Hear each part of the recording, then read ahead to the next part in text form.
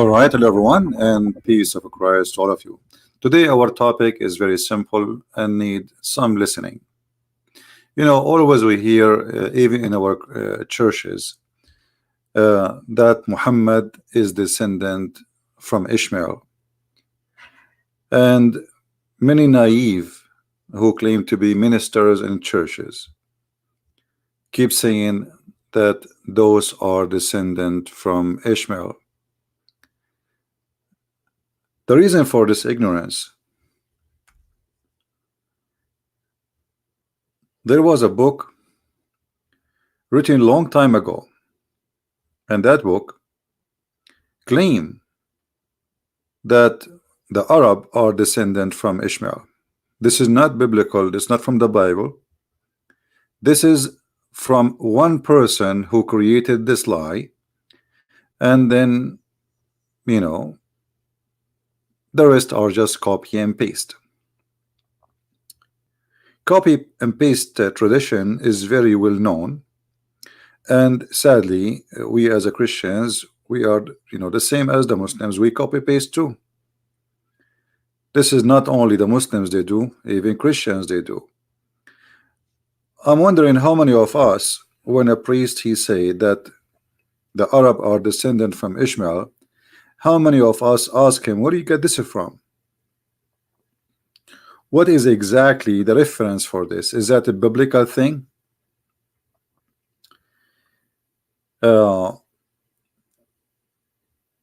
This is all goes to the 10th century, when one person he wrote a book, and then the rest just carry on.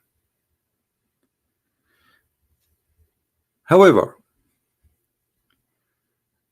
the word Arab, it is not even a name of a nation.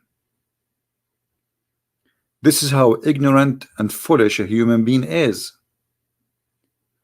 You see, I am an Arab, but doesn't mean that the Arab are an ethnic. When we say Arab, we mean people who live in the desert. The word Arab is coming from the Aramaic language. Aram is a person who live in hills, in the top of mountains. So the Aramaic are people of mountains. The Arab are people of the desert. You see, in the old days, the names have a reason. And today it should not be a different. I mean, we give names to identify objects or even a person. So when we say someone is an American, well, American whoever carries citizenship of America, but doesn't mean that American is really an American, which means he is really from America. As an example, me myself, I'm not born in America. I am an immigrant, but yet I have an American passport. So who live in America, they call him American. If he is a citizen, he have the rights of a citizen. He is a permanent living person for whatever years, they call him American. But in fact, not everyone who live in America is an American. Same time, if America is a name of a land, and those who live in it are given the name from it, so how come we don't look at what happened to Arabia? Arabia is a desert. This is Arabia, the desert. So the Aramaic, there are people who being given the name from Aram, their grandfather supposedly, and Aram is a person who live in a highland, so he is a person who is a highland living person. Let us say the name is sweet where he live. The name fit with where he live. Whoever live in the desert, they call him Arab. It doesn't matter who is he. It doesn't matter even what language he speak. And then we go to what is called Arabic. Arabic is not a language by itself. Arabic is born of many languages. This is why if we go and open the Quran right now, we will see Muhammad, he have no choice except using hundreds of words which have nothing to do with the local language, which is, let us say, if we can say this is language, then we have to use we have to come with an idea where this language is independent. But you will see that the Arab or what we call Arabic language, is a collection of Ethiopian words, Aramaic words, Hebrew words, and Persian words, etc. So this language was, let us say, uh, many languages, and those many languages then merged together, and then they made a new language. But the fact, it is not really new. It's just using the old, and as everywhere, the local, they have their own dialect. If you notice, when Muhammad, he was speaking about Allah sending him the Quran, and Muhammad, in order to cover himself, because he keep forgetting the Quran, and he make the Quran, or a new Quran, which he cannot recite the old verse twice correctly, so he come with this new lie, saying that Allah, he sent him the Quran in 7 letters. Seven letters. If you ask a Muslim or Muhammad, and he will say to you, the 7 letters are 7 dialect. 7 dialect. And you will notice here that Muhammad, he used the number 7. And there is no way the Arab, they have 7 dialect, which mean, the Arab in the desert, they have thousands of dialect. What 7 dialects? Actually, if you go right now in the Middle East, you will find that every city have its own dialect, and not only every city, it can be even every territory of the city, it speak differently from the other side of the city. So those are not one nation. Those Bedouin, they are from many different places, and I believe that there's a huge influence, or let us say inheritance, of people who they are coming from India or Pakistan today into the Middle East. If you look at the pictures as an example, let me show you some images.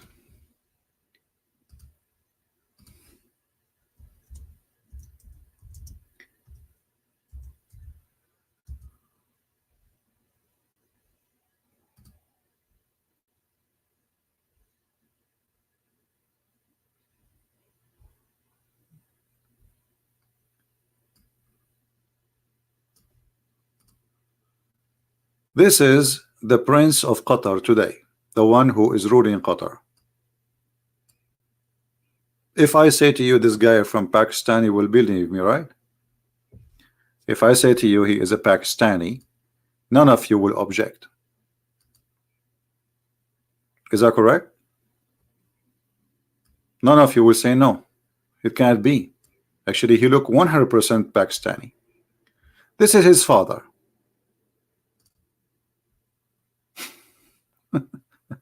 He is a Pakistani, isn't he? Now, if we go and look at the map, you will find that those, Pakistan is really close to us. It's just a few hours by ship, and you will be in Pakistan. And that explains a lot about all the ritual practice which happened around the Kaaba. Around the Kaaba, people, they dress like Hindu. They have a sheet. They show one shoulder. They shave their head. They wear a sandal. They have a black stone, and they go around it.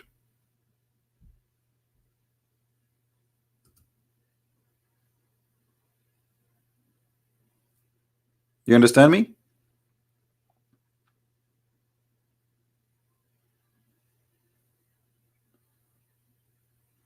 There's nothing is called Arab. None of those two people call them Arab are Arab. Arab is whoever live in the desert, they call him Arab, and the one who gave them the name is the Aramaic. So the Arabia is a desert, and the Arabian is those who live in the desert. If the Aramaic now exists in America, and you live in Arizona, they will call you Arab. You live in Las Vegas, they will call you Arab. All right. However, this is not really our topic, but just to give you an idea, little bit about what we will talk about. Uh, the problem is because of the copy paste method, the Christians they start carrying words and they spread it uh, even through those who they are ministers and priests. There is one problem always we have to face in our churches, that there's many people they are not qualified to be in this stage, and yet they became our teachers. I found this is online. A Muslim guy, he made this. Descendant of Abraham, Adam, Noah, Abraham, and then Isaac, Ishmael. And then he put on the side religion date, Hinduism, Moses, the Torah, Jesus Christ, and suddenly he made a line all the way from Ishmael to Muhammad. But you see, you will not find anywhere in the Quran where it says that Muhammad is coming from Ishmael. I mean, how that is missing in the Quran? You know what I mean? Like, who is a Muslim want to show me one verse in the Quran that says Muhammad is from Ishmael?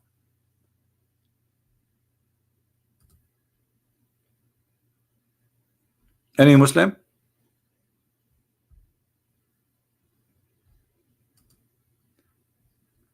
How come in the Quran give us details? Jesus is the son of Mary. Okay. Ishmael is the son of Abraham. Wonderful. Jacob is the son of Abraham. All those are the seed of Abraham. Israel, which is Jacob name, you know. Isaac, the tribes, all of those are the children of Abraham. But where is Muhammad, the descendant of Abraham? Where in the Quran it says that?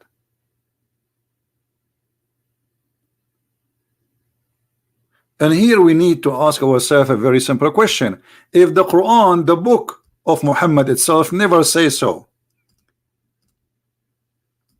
so how the Muslims they come to this idea that Muhammad is from Abraham? Any Muslim can tell me? This is the Quran in front of me. Who is a Muslim want to show me where a verse that says that Muhammad is from the children of Abraham, or he is from Ishmael?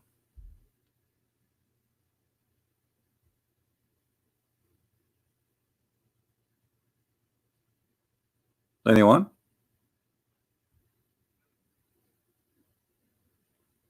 You see, even the Quran mentioned to us details. Abraham have a children's, but if you you know, and those details are coming stolen from the Bible, not from Muhammad. Muhammad, he have no idea. You see, Muhammad, you do not know what Ibrahim mean. And by the way, there's nothing that's called Ibrahim. Muhammad was so confused. Sometimes he called him Ibrahim, sometimes he called him Abraham. As usual, he have no idea.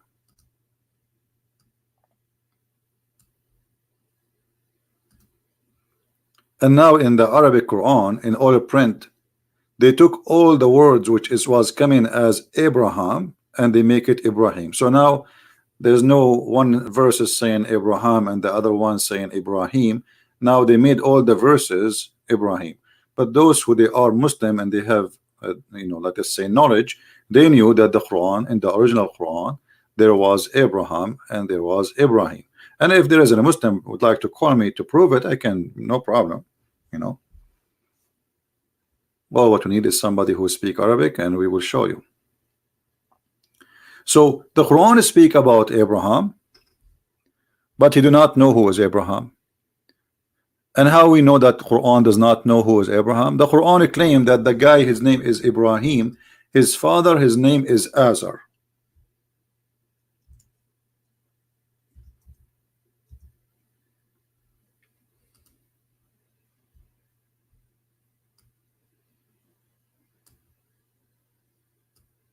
Have you ever heard of a God who do not know the real name of the father of Abraham? This is how Muhammad he put it, and this is what Muhammad he thought about it, and this is what Muhammad he taught it. But the fact that this word Azar is coming from the old Aramaic, which means foolish or fool. So Abraham was saying to his father, foolish, foolish, are you going to worship idols? But because Muhammad is a thief and he stole this sentence from somebody else, he thought that Azar is the name of the father of Abraham. So it's confirmed that the founder of the cult of Islam, he do not know what is the true name of the father of Abraham, which is mentioned clearly in the Old Testament. So the Abraham, the person we speak about in the Quran, is a stolen, let us say, copyrighted story from the Old Testament. And the thief, he did some change because he's a fool. He thought by doing some changes, people would not notice that he's a thief. And by doing those changes, he got himself busted.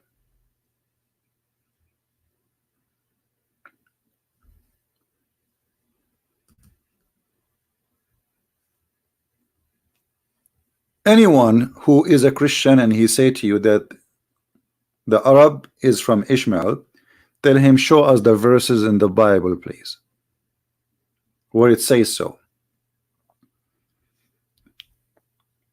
Can we do that? I mean, isn't it hard? Is it hard to say, okay, show me where it says that he, those who you call them Muhammad and etc., he is from Ishmael? Where do you get this from? Can you show us? Why you don't ask him, show us? There's a few verses in the Bible speaking about Ishmael and his children, and none of them saying what they are saying. Not even one.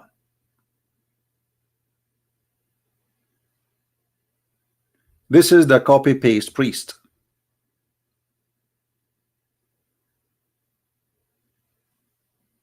This is the copy-paste priest. He's a fake priest. Or let us say he's lazy.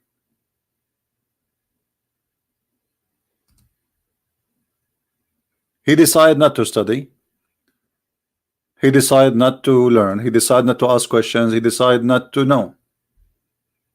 Because if somebody says to me, well, Ishmael is the father of the Arab, shouldn't I check first who are they, the Arab, and then see if really this is true? As the Bible says, all those who they are from Ishmael, including Ishmael, they live in what is called the territory of Gaza today, the Delta and Gaza, between Egypt and Israel.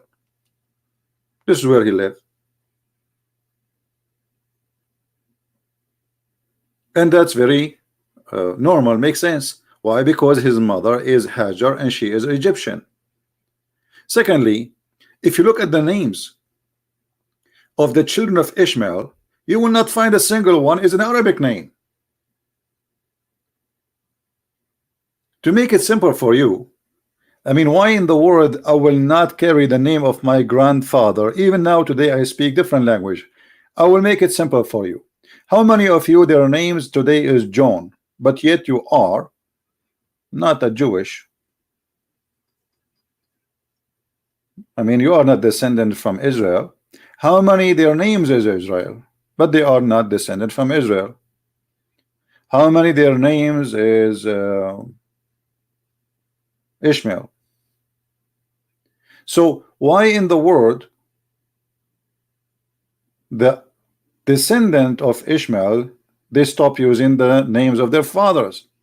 So if the Arab belong to Ishmael, then we should have all the names of the children of Ishmael belong to those Arab, but we don't find them. And for those who speak Arabic, in 2 seconds he will notice that none of those names fit with the Arabic language, and they mean nothing in Arabic. So the question will be, What language Ishmael he used to name his children? You know what I mean?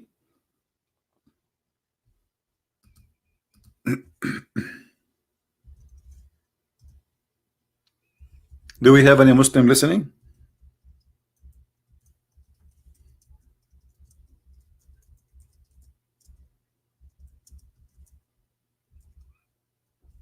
Any Muslim would like to call us?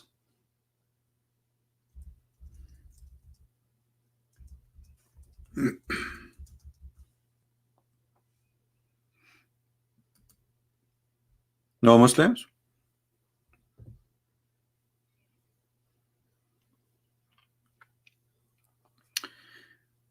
And you know, many people they counter any name of any nation or any group who live in the Arab desert. They call them all Arab. So there is ancient nations who live in the Middle East. Let us open the map.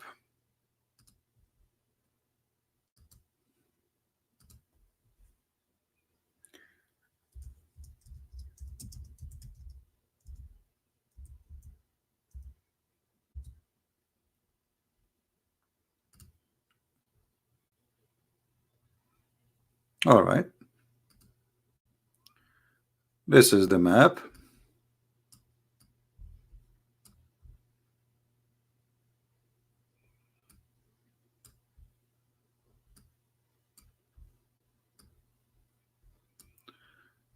Let us try to make it more clear. All right. If you look at this territory, you will find that this territory hold many ethnic groups. Many. Abrahamic, the what they called Al-Kanaaniyin, which those who live in Gaza today, the Nabatean who live in the desert of Jordan. I mean, many groups, but those are not connected. They have nothing to do with each other. They are not from one nation. They don't speak one language. They don't even have the same look. They don't even have the same face.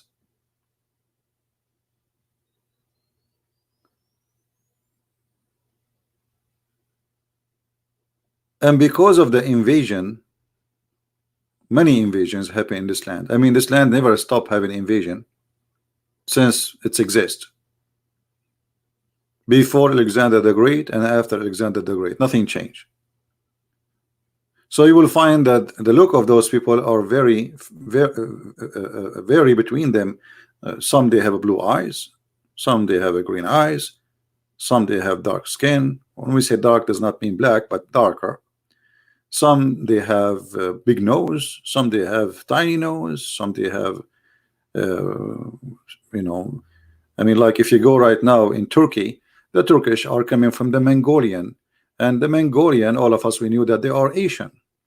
But Turkey, after they occupy the empire, the East Empire of the Roman Empire, the Constantinia, they rape all the blonde women who they are there, and now Turkish people, they don't look like Mongolian at all.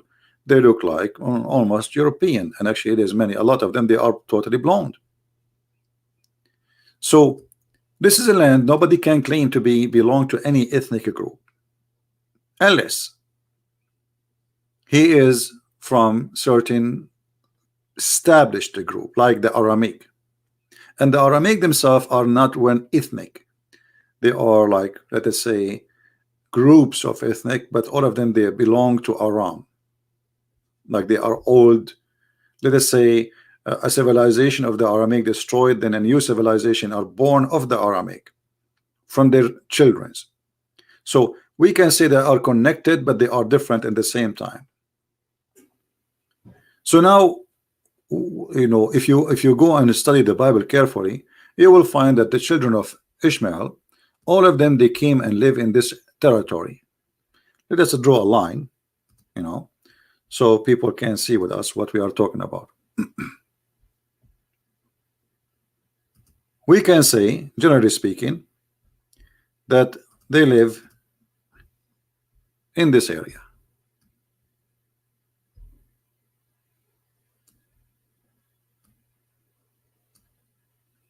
That's it.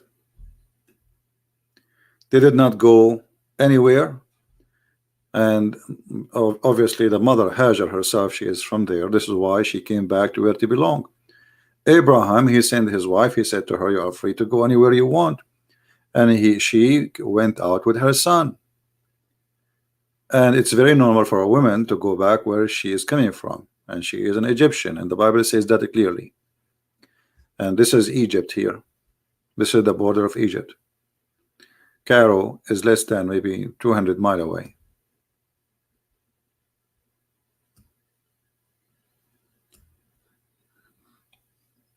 People who live in the desert here are called Arab for a very simple reason, because the word Arab means desert. Any desert, anyone who live in the desert, he is Arab. So if you live in the desert of Syria, in this area, or Iraq, you are Arab.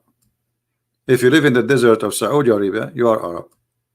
If you live in the desert of Arizona, you are Arab. Arab is not an ethnic, it's not a nation, and they don't have one father. Even in Islamic books, they confirm that Ishmael, he learned Arabic. If you have my book, The Deception of Allah, you will find the Muslims agree that Ishmael, he learned Arabic, according to them, at the age of 14. So how the father of the Arab learning Arabic from the Arab? Do you understand what I'm saying? If I go right now to China and marry Chinese, and I learn from the Chinese, how that in the world will make me the father of the Chinese? That will be the most silly, stupid thing ever to say.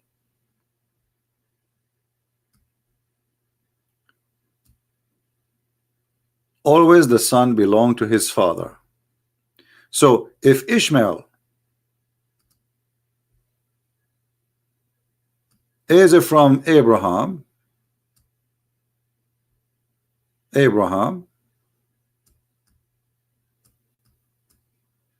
that means Ishmael consider himself Abrahamic, and that explains all the names we see, which is descendant from Abrahamic, not from Arabic or anything. All the names which is sound like Hebrew, because Hebrew itself is born of the Aramaic. Hebrew is just a new language of the Aramaic language. This is why when you pray, all of you, and the Muslims, they copy that from the Hebrew, and they copy it from the Aramaic. When they end the prayer, they say Amin. You will see that the Christians, Muslims, Jews, they say Amin. But this is because of the theft of Muhammad. Otherwise, this is have nothing to do with the Arabic. This is an Aramaic word. Mean I agree, I believe, I go for that.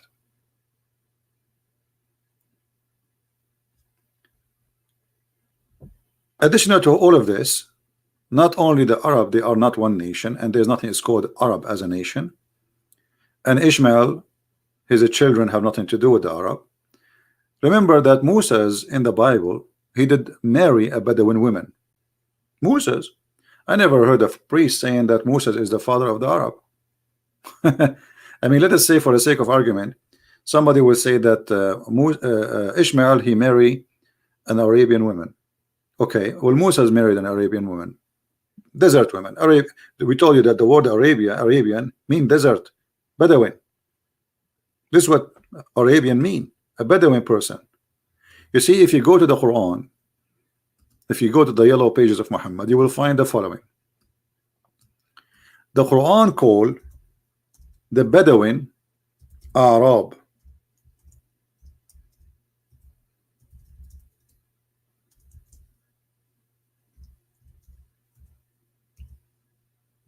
The Arabian. All those verses are mentioning the word Arab. Arab. What does that mean? What does that mean? Bedouin. Do you see it? Do you see it? This is the translation. But in Arabic it says the Arab. In Arabic it says the Arab. In the translation is coming as the Bedouin, because this is true. This is what it is. Those who live in the desert. You know what I mean? Same as the word Bedouin. This is in Aramaic. Bedu.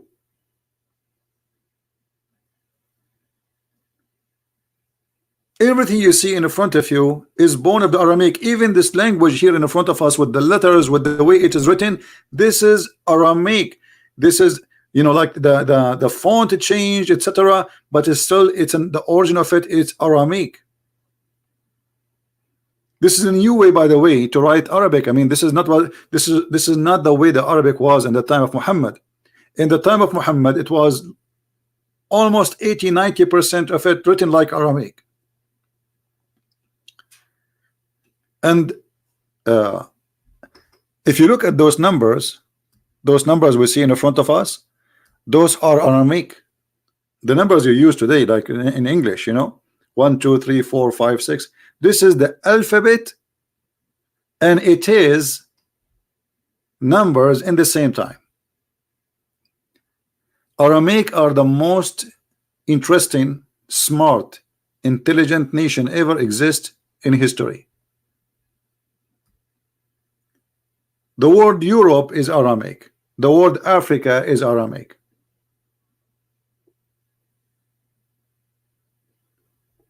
All the numbers you see, you use today in English, those are coming from the alphabet of the Aramaic. The Aramaic alphabet is numbers.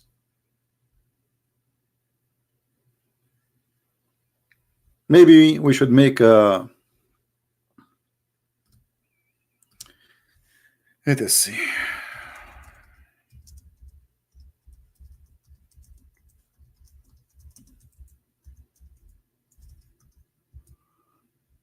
Maybe we can find something to help.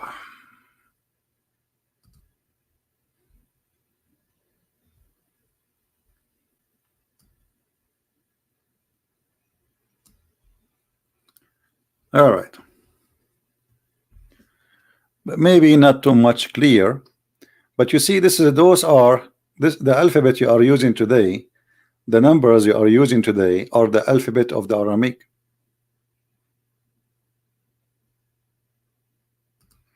And the look it change by time. The look change. Like number 1 is Aleph, A. This is number 1. You know? Number 1, number 2, number 3, number 4, number 5. So this is an alphabet which is contain numbers at the same time. This is why you know, if you remember, in the Quran we have words which Muslims cannot understand.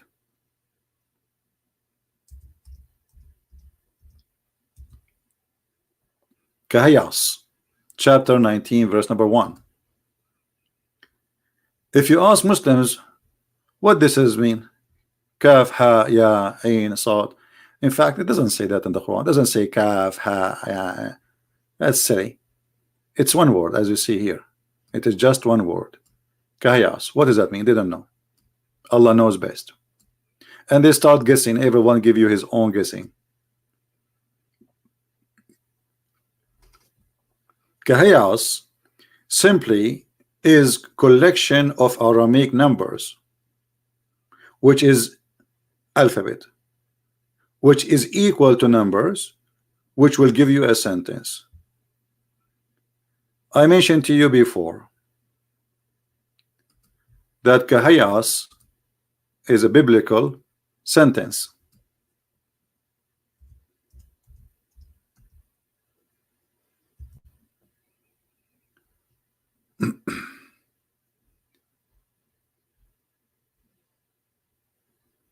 Let us show you.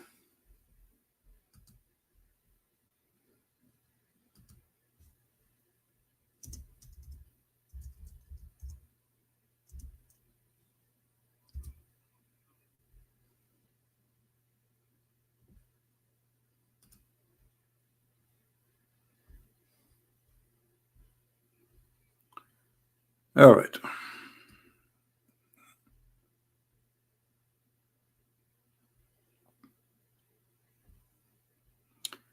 I'm just trying to find.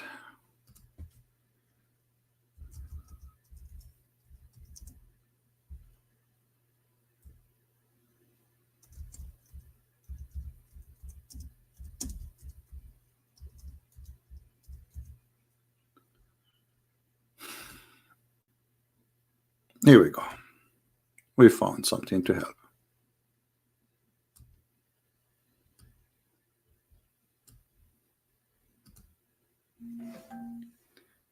If you look here, you will find in the Arabic alphabet, which is coming from the Aramaic alphabet anyway. I don't know if it's clear for you or not. This is the letter Alif. Hold on. It's asking me to log in too. Hold on. We click by mistake.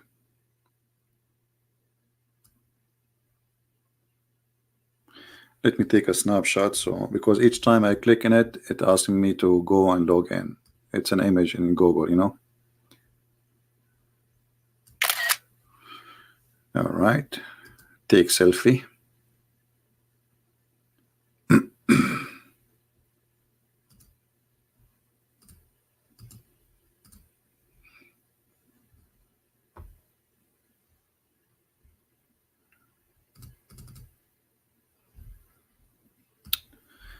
All right, sorry for the little bit of delay. Now we have it. All right, and let us take this one down. All right, here you see those are the Arabic alphabet, which is born of the Aramaic.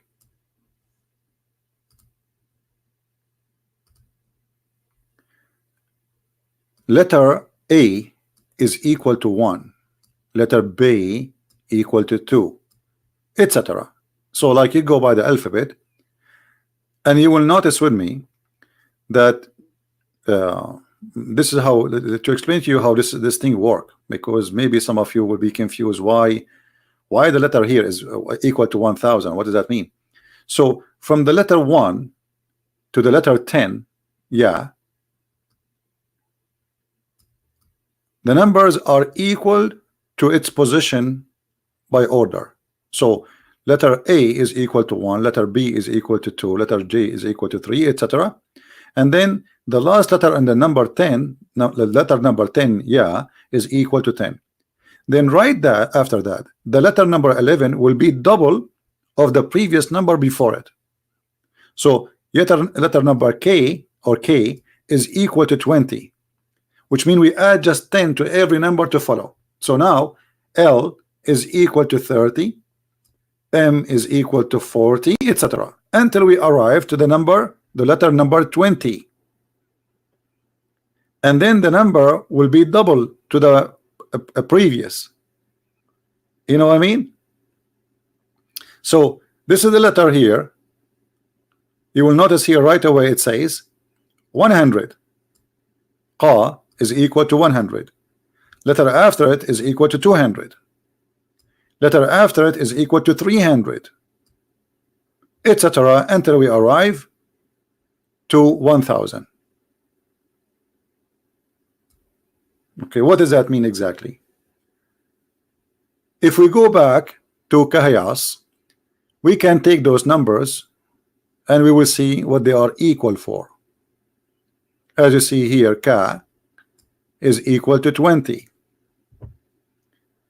Let us make a different color.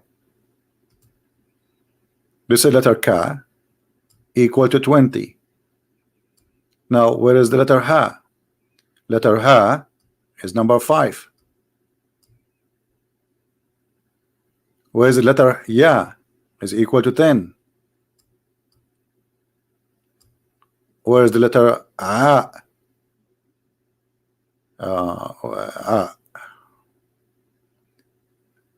Find me A. I forgot how. Here we go. Is equal to 70.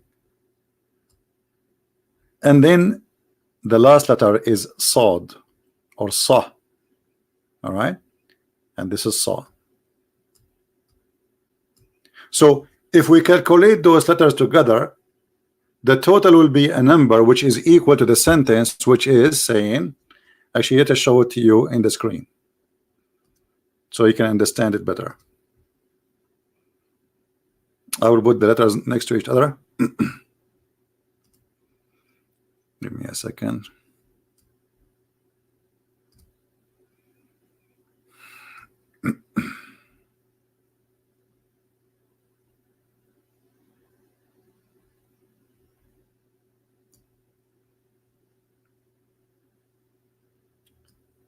All right.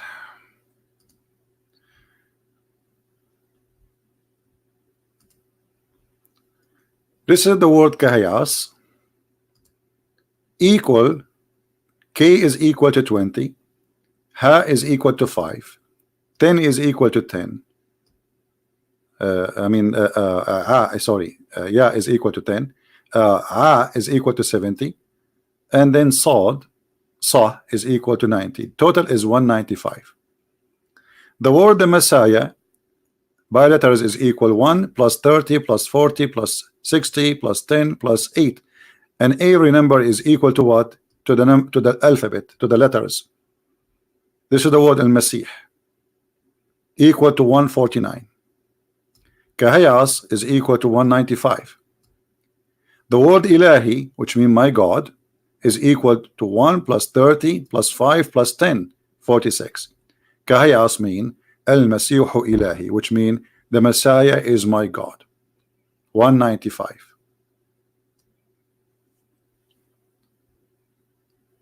Muhammad is a thief. He stole that word. He do not know what it does mean, and not a single Muslim can tell you what this word means.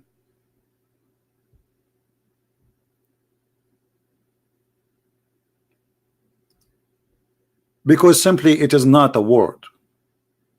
It's a coding.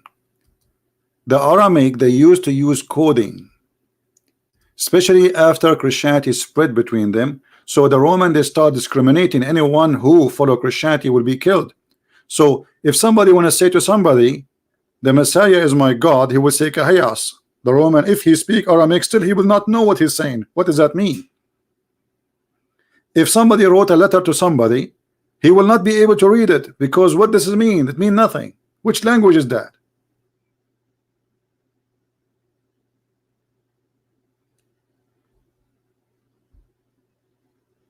Right?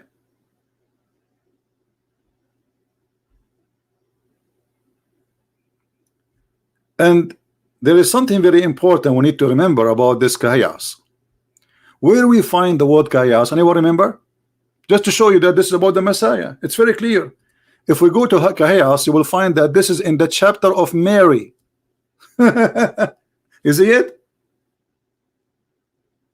It's obvious. It is in the chapter speaking about Maryam. The first verse in the chapter of Maryam, it says, the Messiah is my God.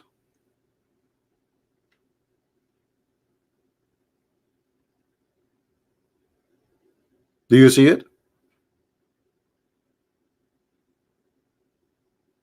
No, the Muslim do not know what the Messiah mean. You know, you see, this guy, Mr. Justice, he says the Muslim know that the Messiah is the anointed one. Show me where your prophet says that.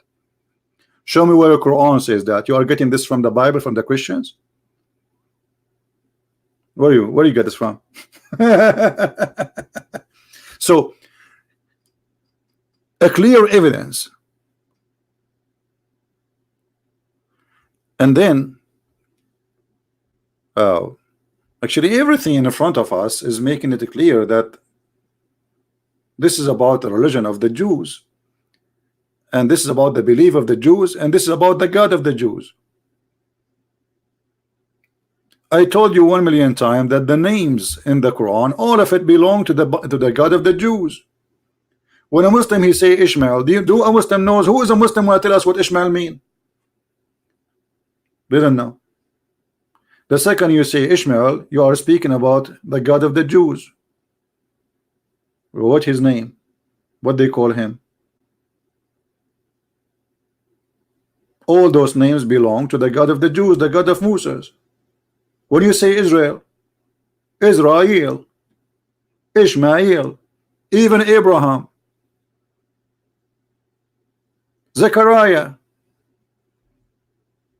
all of those names are summaries of the God of the Jews.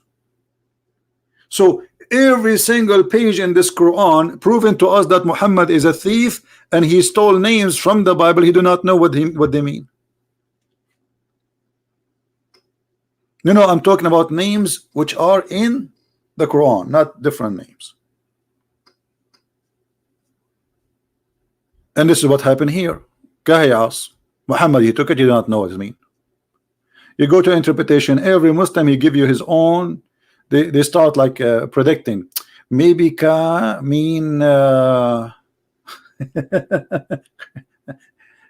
kebab. They don't know. They have no idea. Because this religion is a theft. If there is any Muslim would like to call me, please feel free. All right, I will be happy to hear you. Now there is something very important too.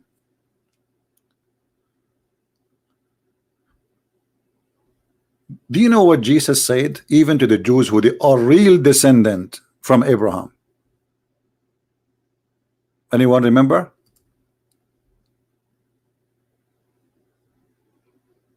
Just to show you how we as a Christians, we are not really studying very well. We are not giving our book the time which deserve to learn from it.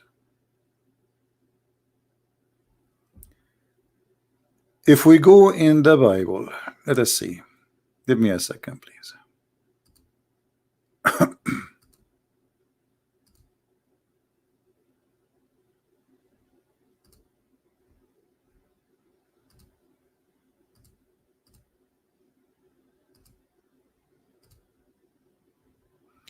All right.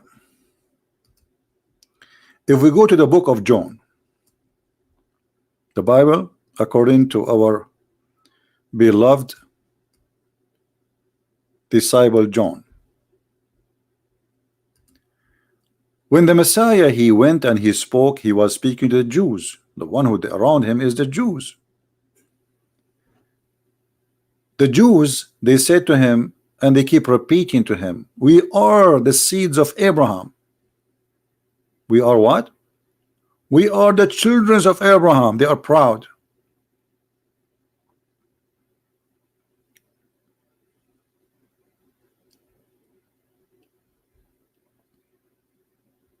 And those are the real seeds of Abraham, not like Muhammad, who have nothing to do with Abraham, not even close.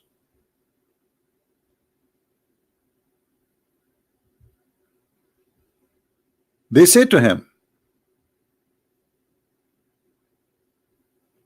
are you greater than our father Abraham, who died,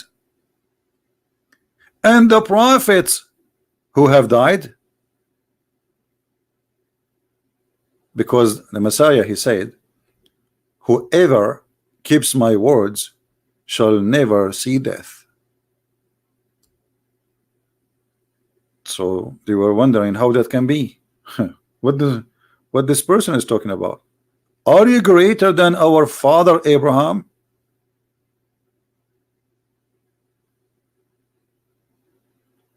Abraham is dead.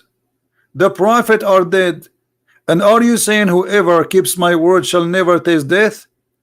Are you greater than our father Abraham, who died, and the prophet who have died? Who are you making yourself? Yeshua said to them, If I glorify myself, my glory is nothing. It is my Father who glorify me.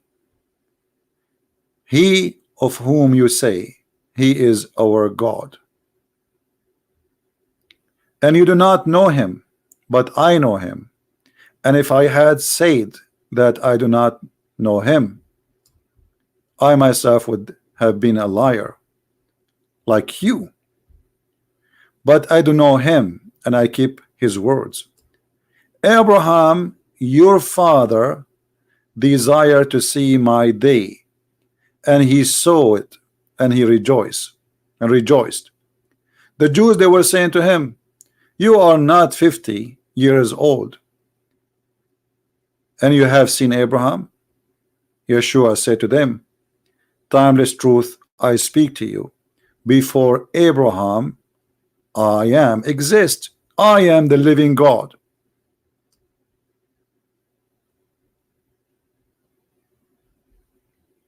So when somebody says Abrahamic, what does that mean? Based on this verse we just saw, we saw in the front of our eyes. Anyone understand what I'm trying to say to you? When somebody says I am Abrahamic,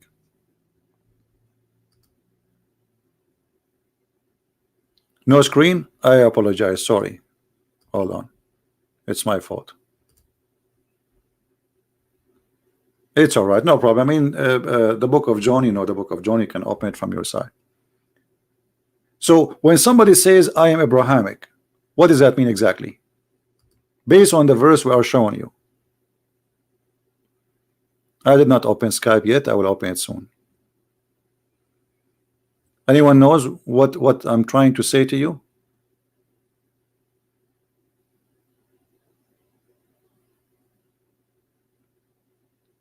What Abrahamic should mean? The blood of Abraham? Maybe. Actually, it's more than that. Look, read carefully with me. Read carefully.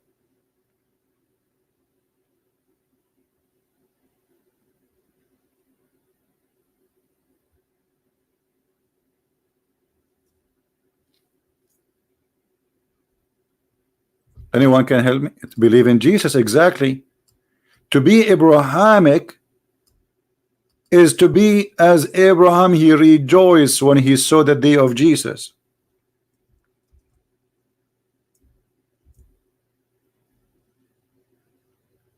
Is not just someone, he is descendant from Abraham. Jesus said to them, well, if you are from Abraham, then do the work of your father.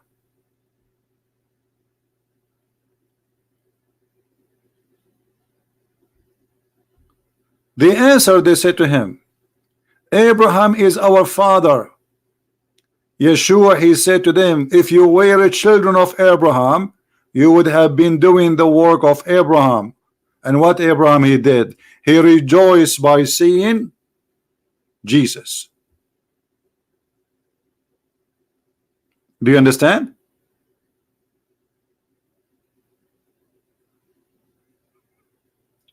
Do we understand?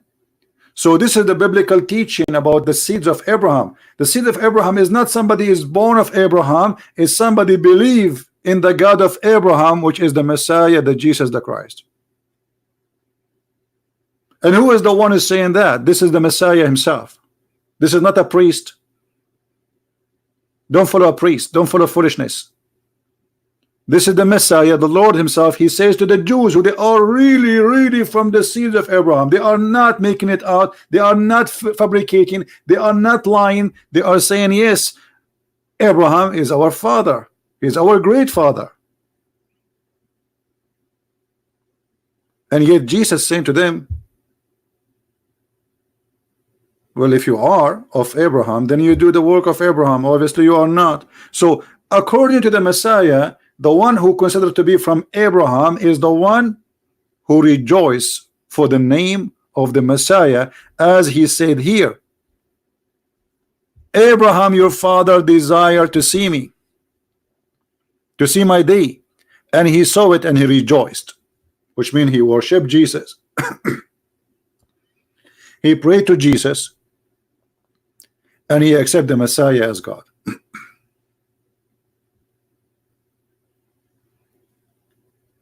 Do you see it? Which means even if somebody he is from descendant of Abraham in real, still he is not Abrahamic. Because to be Abrahamic is to be Christian, not to be descendant from Abraham by seeds. Do you understand?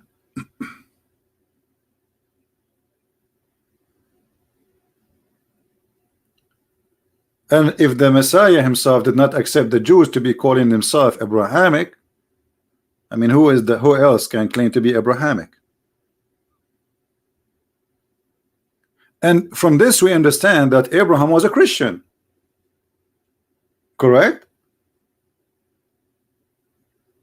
Abraham, he is a Christian.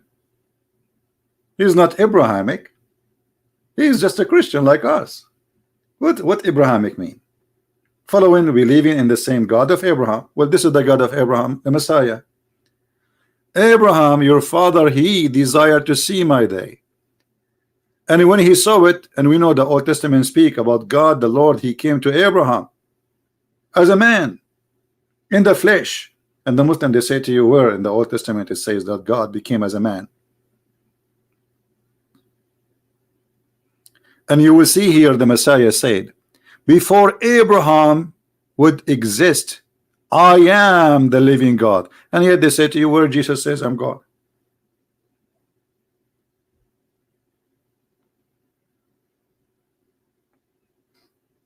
I hope we learn today something very important, that Abrahamic is those who they are Christians, not even the Jews who refuse Jesus.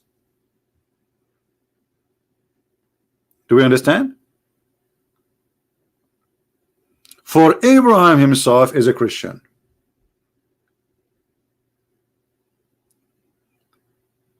And to be Abrahamic is to do the work of your father Abraham, not to be Abrahamic by name, not to be Christian by name.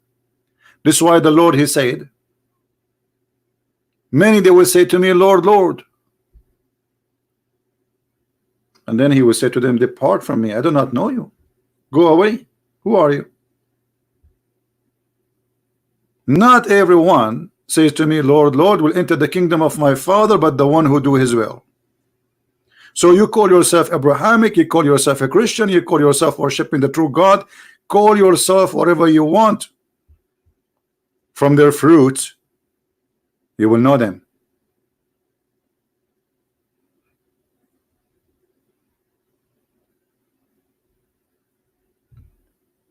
That is the truth, my friend. I will open my Skype in case there is a Muslim want to talk to us.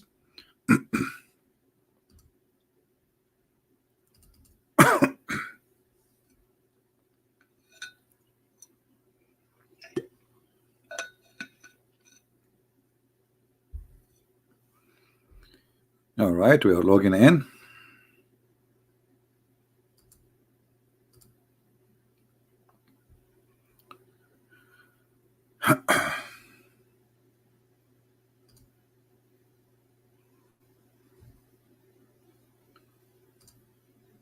All right.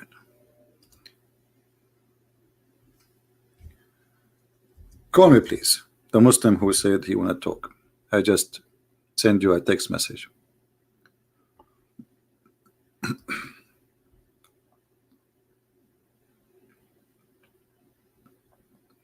So what we learned today is the following. If anyone says to you, I am Abrahamic, then you say to him what Jesus said.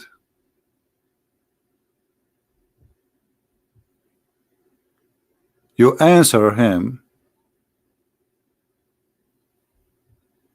as Jesus said. Look what Jesus said to them. I know you are the seed of Abraham, but you seek to kill me because you cannot comprehend my words.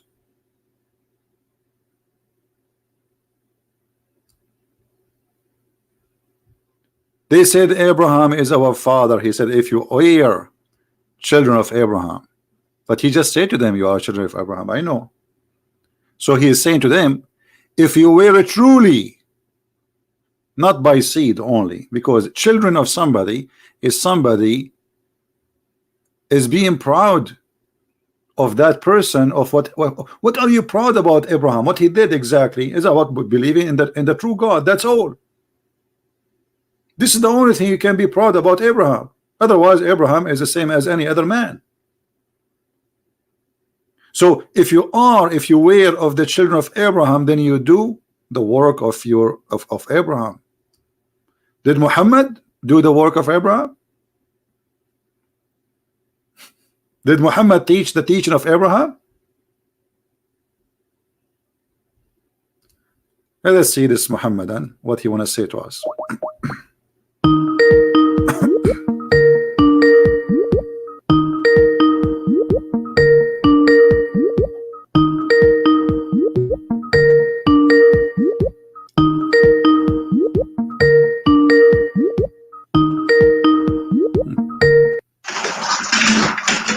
Hello? Yeah. Yes, my friend, you are live on here. What do you want to say to us? You were the one who called me. Yeah, but because you told them you want to talk to me, correct? No, I didn't. Okay. Who told you? Here we go. Why you send me this guy? Why you send me this guy? So how we knew your ID if you are not asking me to call you? Why you are giving us your Skype ID? To put it in the saloon as a picture? To make jelly ice cream with it?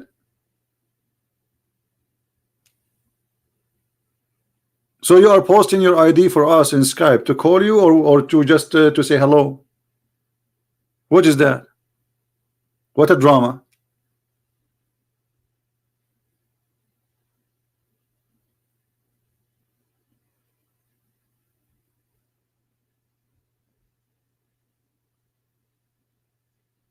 They keep posting their ID, I challenge you, call me, okay. And then we call them, they say, why you are calling me?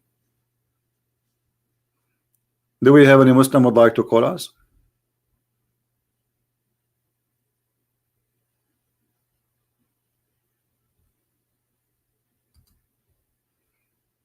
Anyone?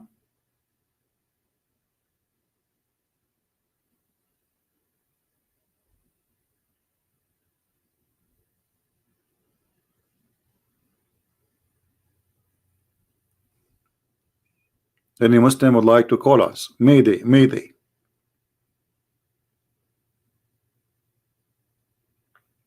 Any Muhammadan? No problem. So let us make it clear that the Bible is more than just a book. You see, the Messiah, he said, you want to kill me because you cannot comprehend my words. Correct? I know you are the seed of Abraham, but you seek to kill me because you cannot comprehend my word. So anyone who cannot comprehend, and obviously they don't want to comprehend because they don't want to comprehend. It's not because Jesus making it complicated. They don't want. They play arrogant. They play the ignorant. They knew he is saying that he is God. He knew that he is coming God in the flesh. He is saying that clearly, and this is why they put him in the cross. So when Muhammad he denied the Messiah to be divine, he is not Abrahamic. When Muhammad he denied the Father and the Son, what the Bible says? Who is the liar? Who is the liar? The liar, the Antichrist, is the one who denied the Father and the Son.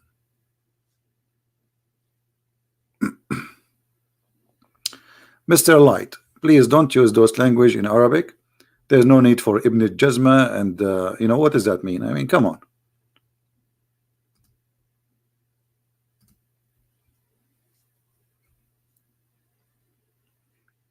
Do we have any Muslim would like to call us?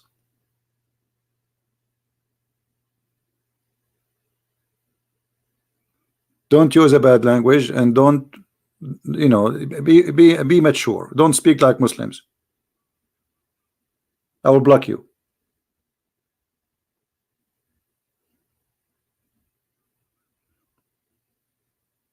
Anyone?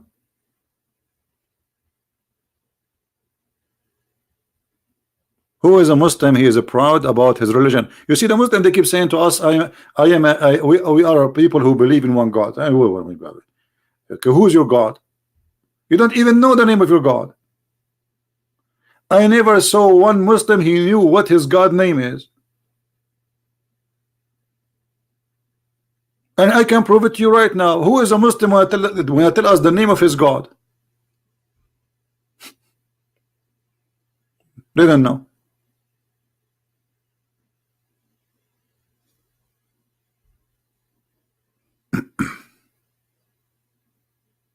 They don't know what Abraham mean. They don't know what Ishmael mean. They don't know what Israel mean.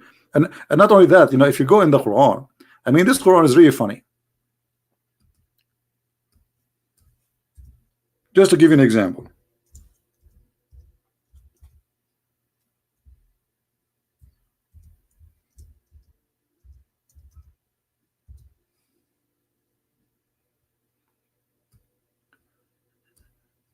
In chapter 6, verse number 84.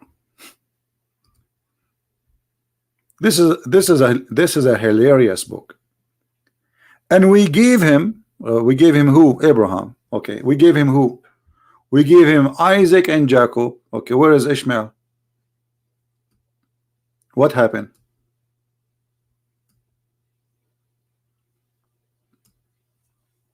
What happened? If Ishmael was the elder in the family, how you mentioned two before the older?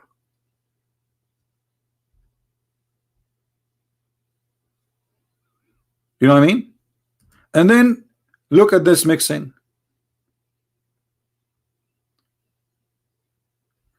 And we give him Isaac and Jacob and guide each of them and Noah. What Noah have to do with this guy?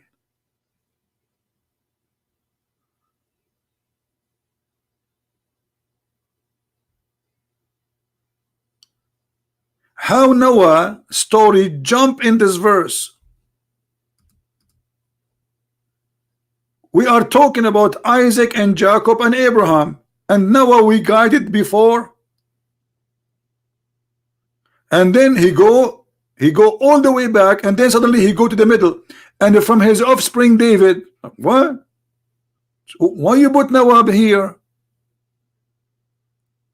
And Solomon and Job and Joseph and Moses and Aaron, and then he go and he jump and Zechariah and John and Isa, not Jesus, and Elias. Do you know who's Elias? Any Muslim can tell us who is this guy Elias? Who is Elias? Just to show you the theft. Any Muslim can tell us who is Mr. Elias? Didn't know. They stole names. And then suddenly he go back to Ishmael. Like, but now you remember Ishmael? You remember Zechariah and John and Jesus and Elias and Ishmael? What Ishmael is doing here?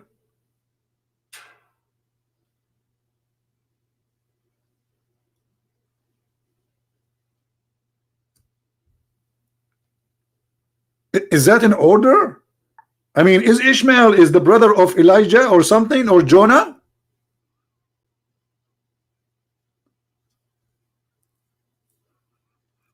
What is this? Shish kebab, hummus. I remember when like we were young kids, we went, to the guy who make hummus, and a fly fell in the hummus. Fly. My cousin, he saw the fly.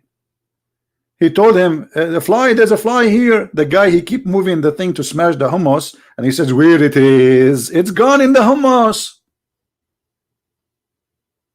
He smashed it inside the food.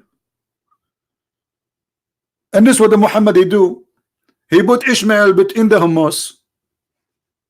And now you have to find Ishmael. And where we can find Ishmael, we find him after counting Noah, David, Solomon, Job, Joseph, Moses, Aaron, Zechariah, John, Jesus, Elias, and then Ishmael, Elisha, Jonah. I mean, what is that? Lut.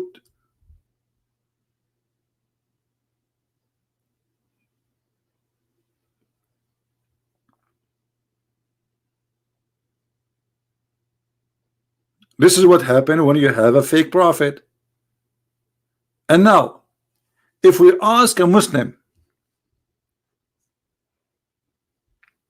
Ishmael is the son of Abraham from who? Any Muslim can tell us?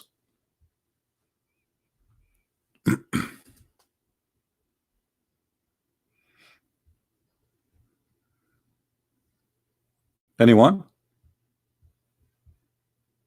How we will know Ishmael? How Abraham got Ishmael? Where we can find the story about Ishmael in the Quran? The Quran have time to tell us about the ants speaking to the ants, but we cannot find any information about Ishmael.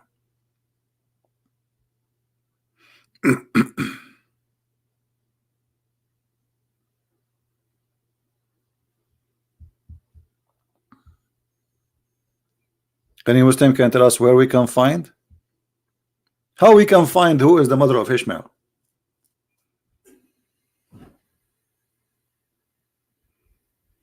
Anyone? How we can find where Ishmael lived after that? You see, the Quran, it says,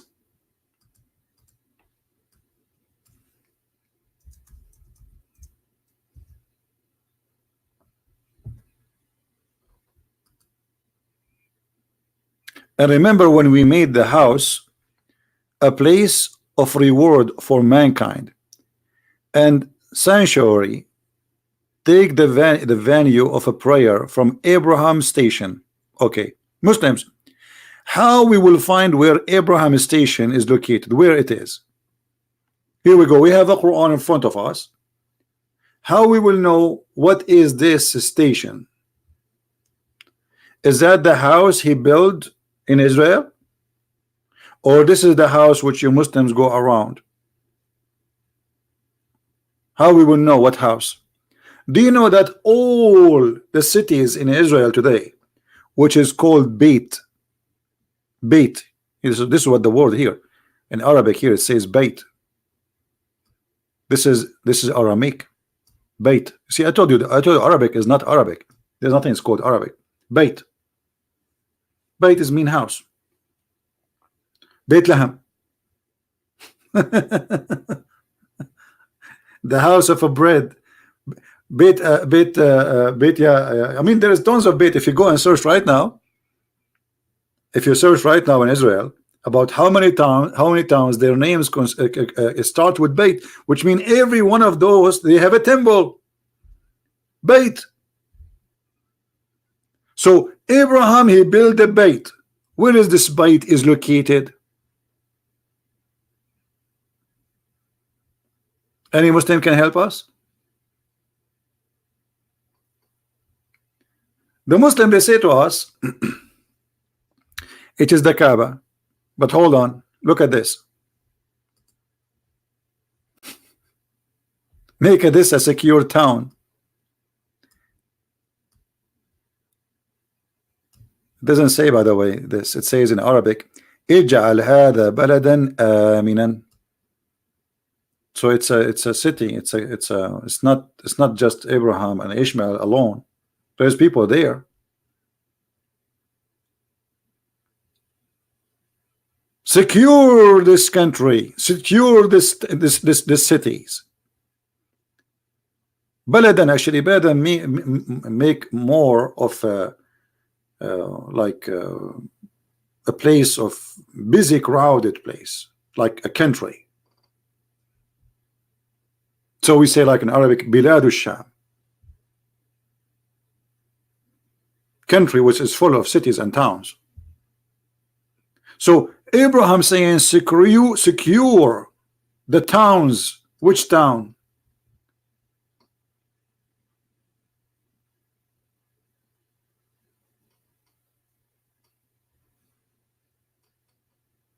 Which city? If we search in the Quran, we will find the following. There's mention in the Quran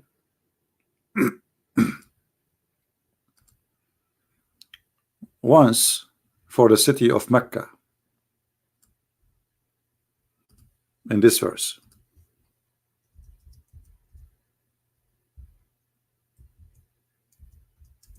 Okay, where we can find the city? You see here, you notice that the temple which is in the house, or let's say the temple which is in Mecca, is called the sacred mosque, al-Masjid al-Haram. Allah did not call it Bayt in this verse. Masjid. What happened to the word Bayt? Where is the word Bayt? Where we can't find this Bayt?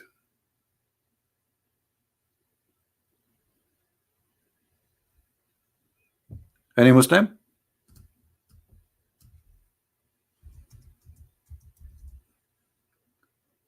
Islam is a collection of hummus. Nothing makes sense.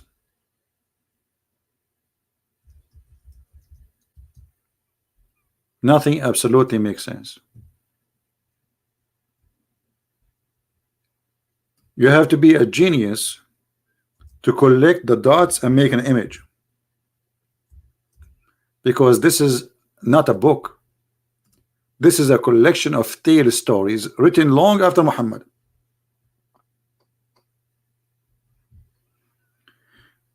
Another verse in the Quran, this is the only verse mentioned in Mecca, 48:24, and there's nothing there.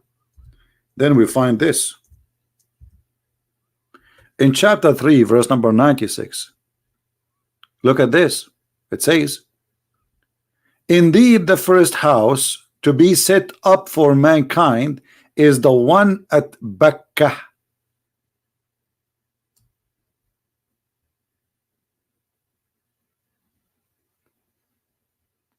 Bakkah. Muslims, where is Bakkah?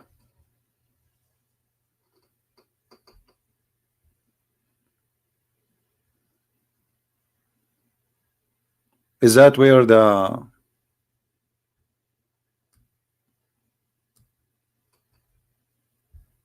city of rock?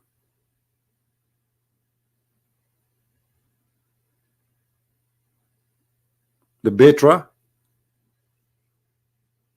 Any Muslim can tell us what Bakkah mean?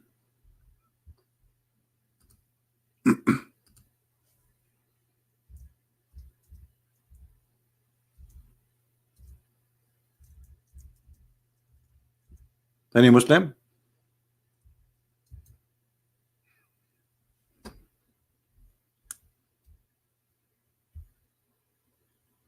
What Bakkah?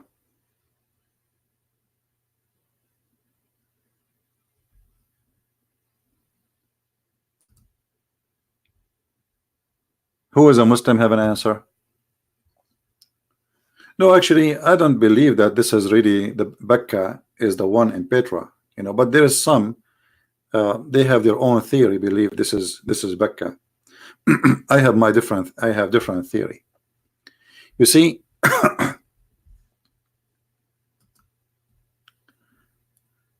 Mecca is the same word as Bakkah.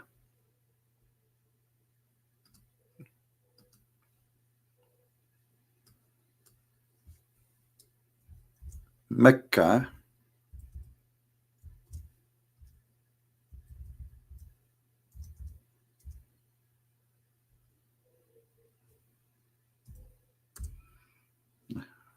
I don't know, this typer is very slow. So Mecca and Bakkah, the difference between them is the first letter. And that because the way some people they pronounce it, and because Muhammad is collecting religion from others, so sometime it is Mecca, sometime it is Bakkah. However, if you remember, I mentioned to you before that there is a house. It's called the house of Al-Makkah. The letter Ka in some dialect appear as Qa. See, this is the letter in the middle of the letter of the word Mecca. You see, for you in English, no, word disappear. In English, you say Mecca because you don't have equal letter. You use letter Sin for the letter K. Right? This is letter K. Letter K in some dialect appear as Qa. The same as like now in Egypt, when they say J, they say go, go. They don't say George, they say Gorge, or I don't know how to say it. Geet, he don't say Jeet, he say Geet.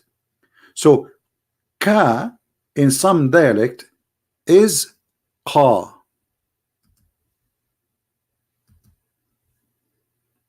Which you don't have equal letter for it. Makkah. Makkah and Mecca, both of them mean like coming from like a dry land where you have to suck the water from the ground. However, this is not really where the origin of the name is coming from. Makkah is a name of a temple exists in Yemen. You can go right now and search in a private Google for Temple of Al-Makkah. Let us do that.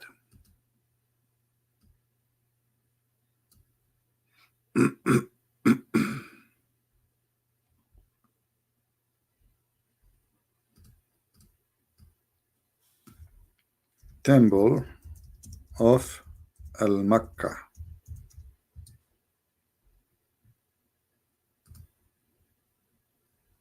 Here we go.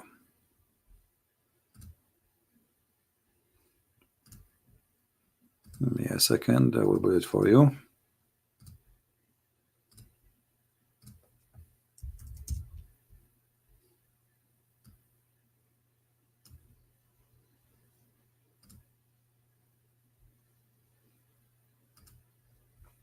This is Al-Makkah temple.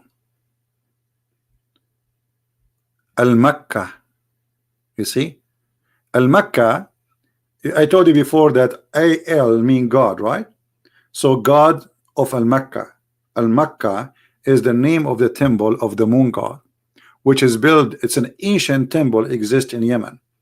For long, people, they thought it is a temple of the sun.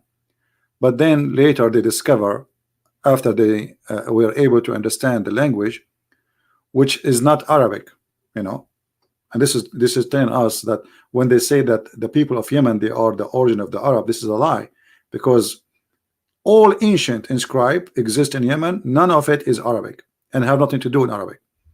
So Al-Makkah temple is Makkah. So what Muhammad he did in the Quran, saying that the first temple was built is the temple of Al-Makkah, the first house of Allah, which is the moon god, is the house of Al-Makkah.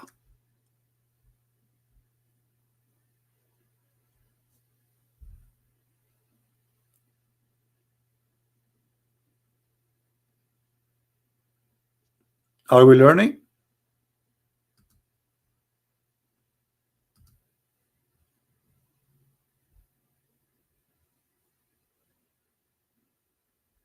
This is what the Quran is saying. And the Muslims are people who they are disconnected with the Quran. You see, the Quran have nothing to do with what they are saying.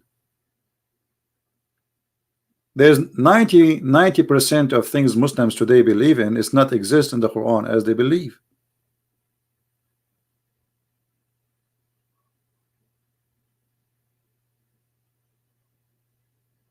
I told you Mecca is the same as Makkah. You see, the Arab, the bend in the location, they say, instead of saying the letter M, sometime appear as B. I will give you an example.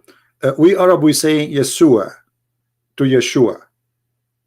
So where is that coming from in Arabic? It's coming from the Aramaic. Aramaic, sometimes they pronounce the letter as sheen, as seen, like Sams and Shams. So until now, there's people they say Sams and Shams. Sams mean sun, Shams means sun.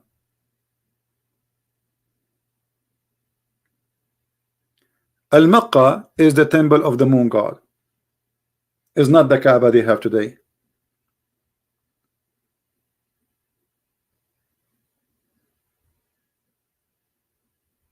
Are we following?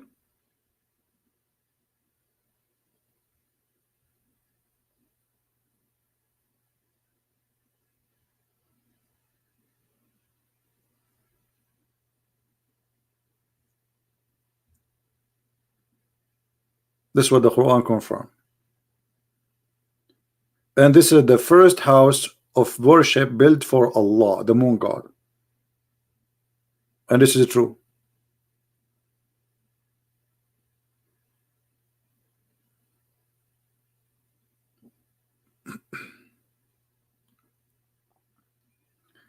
How are you, Mr. Muslim? Are you a Muslim, my friend? Please try not to flood the text for those who they are posting images. We appreciate if you post a text which is useful and not silly. Do we have any Muhammadan who would like to call us? Prove me wrong. Prove me wrong.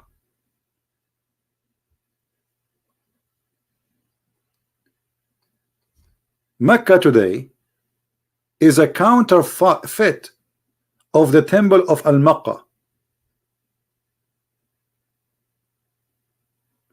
This is why if you go and see, let me show you more clear evidence.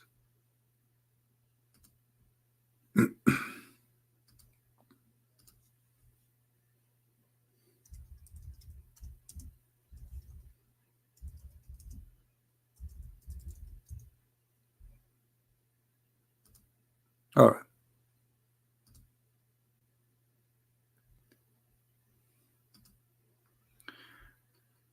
In the Kaaba,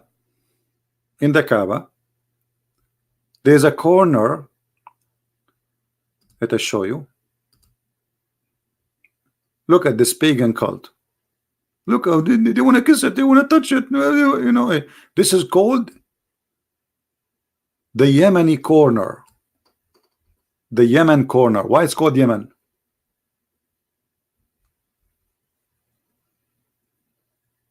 Why it's called Yemeni corner? Because here there's some stones they don't fit with the other stones. Do you see it with me? Do you notice, guys? Do you notice that those stones look different? They are not the same. What are those stones? Let us see if we can get an image which is more close and more clear. We need more clear image.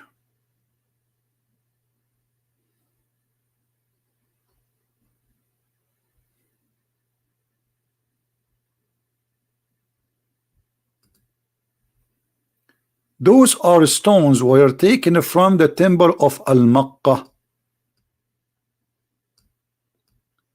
So in order, why you want to go all the way to the temple of Al-Makkah, which is in Yemen, so you can get the blessing of the moon god?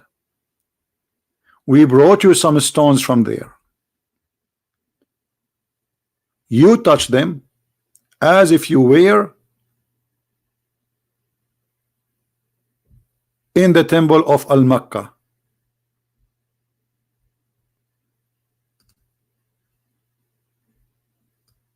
You know what I mean? Those are holy rocks from the holy temple of Al-Makkah, the moon god.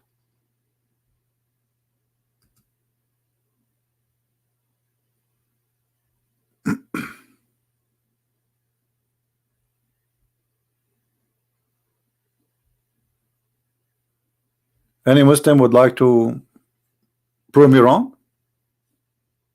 And this is why it's called the Yemeni corner.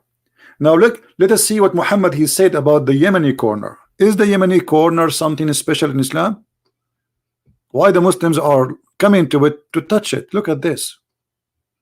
Why they are fighting this one, actually the best. Look at this one. This one is the most clear one. Do you see how clear it is that those stones are inserted there? They don't fit with the rest of the stones. You notice they are coming from different area.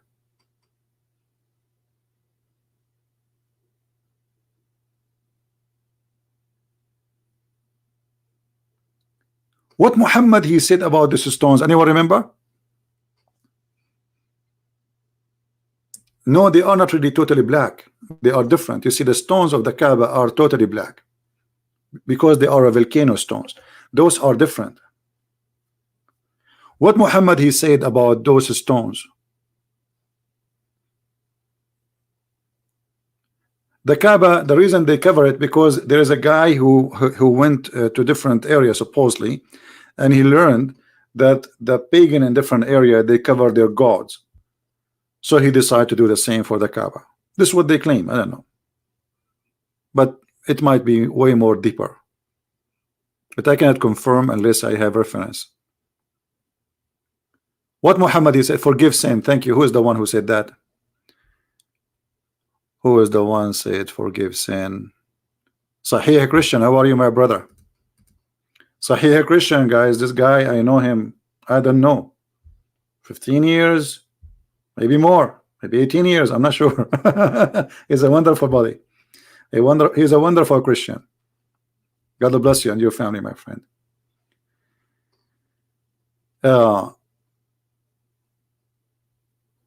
If you go in the hadith, as our brother Sahih Christian said, Muhammad claimed that the black stone and the Yemeni cornerstones, they forgive your sin.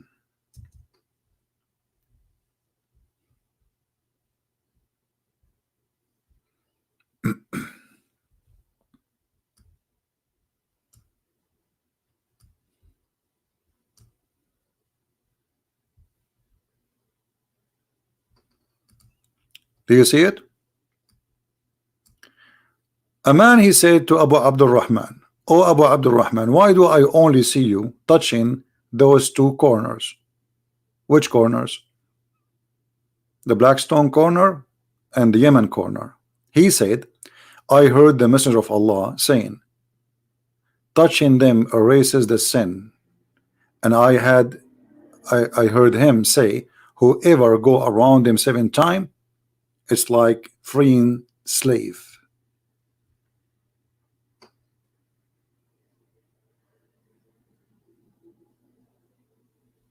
So why Muhammad is trying to say that touching the Yemeni corner will forgive sin? Any Muslim can tell us why? Here we go. Work your propaganda. Like, let us see what you can come with an answer. Black stone is sent by Allah, and Allah he placed it in the earth, and this black stone was white and came from heaven. All this garbage. Okay, now the Yemeni corner. What is the stones there? They are holy to the point if you touch them, your sin is forgiven. No, he did not spend any time in Yemen. This is not the question about Yemen, but this is the religion was spread all over. You see, this is an ancient religion spread all over the Middle East, not only in Yemen. But obviously, the Yemeni temple of the moon god is one of the ancient ones. And this is what the Quran is saying. The first house to worship Allah, which means God lah, it was the house of Mecca, Bakka, which is the temple of Al-Makkah.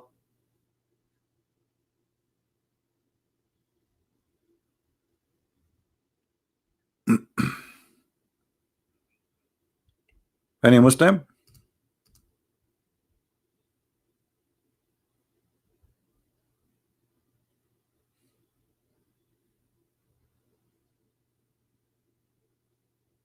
Any Muslim wanna prove me wrong?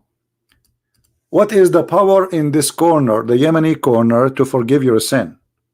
Allah, he placed his forgiveness inside those stones. If Islam is not a pagan cult, how in the world, if we touch stones, our sins are forgiven? And the funny, the Muslim, they say and they claim that the Hindus are pagan, the Christians are pagan, the Buddhas are pagan, and they are monotheist. But yet their God is a stone.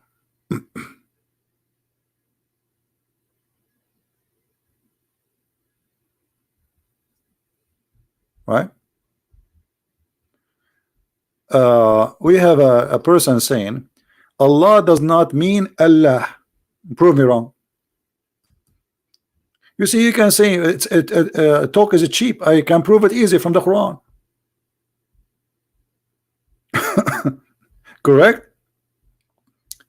I do prove it every day that Allah is not one word, it's Allah. Al, the word mean God, and La is the name of their God. Prove me wrong. Just to show you how much ignorant so-called proof, let me show you from the Quran additional proof just to satisfy your needs.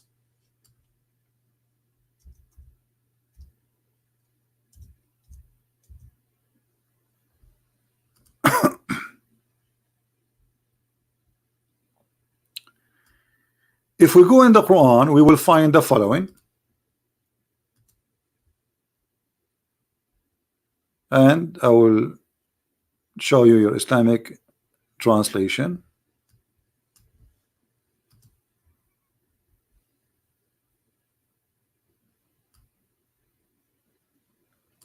Chapter 53, verse number 19. Read carefully what you will see with me. Have you then considered Al-Lat and Al-Uzza? Who are they? Al-Uzza and Al-Lat. They are goddess. Why they add Al before them? For they are divine. God Uzza, God Lat. And here we go. Al-La. Do you see it? Your God and his daughters, all of them, their names started with Al.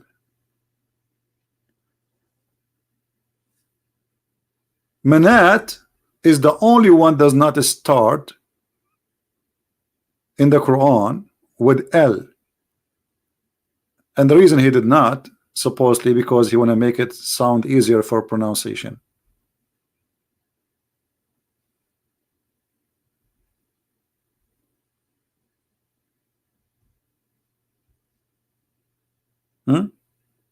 If you go to the there's tons of verses showing us how L appear, but just to show the ignorance of the one who wrote the Quran.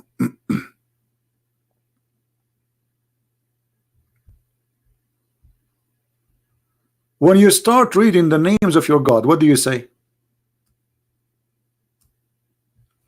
In the name of Allah, Al-Rahman, Al-Rahim. Let us analyze. Those are the first three names appear in the Quran. Allah. Let us type them one by one and try not to laugh. This is Allah. Allah. This is the first one. And then Al-Rahman.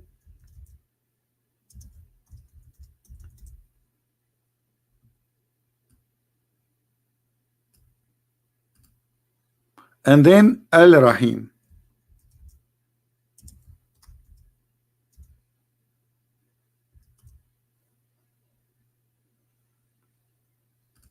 God Lah, God Rahman, God Rahim. Can you refute that?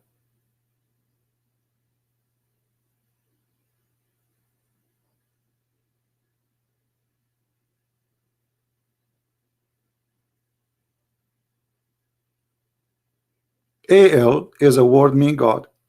If you go even to the names in the Quran,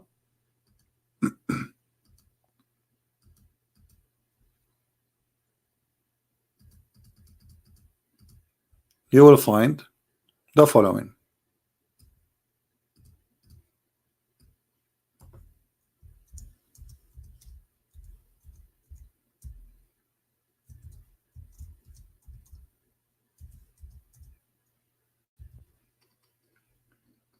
Ya Bani Israel, O children of Israel. Do you see it?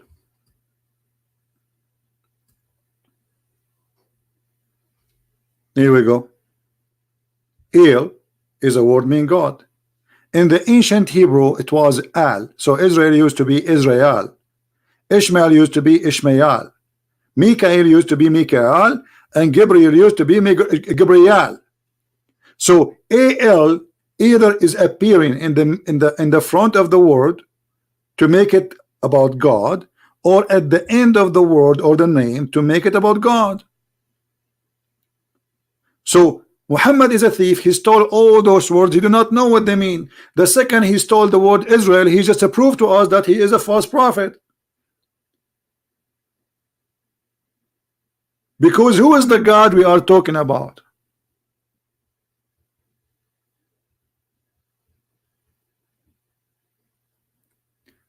How many of you heard that or some Muslims making fun of the story in the Bible about Israel is struggling with God? You heard that, right? The Muslim, they say to you, oh, Jacob, he was wrestling with God, the angel of God.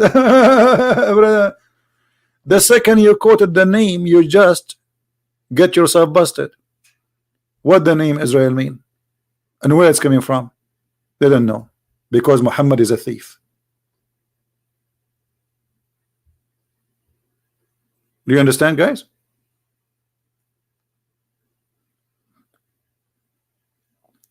If you ask Muhammad what Mikael mean, he do not know. Okay, Jibreel, he don't know.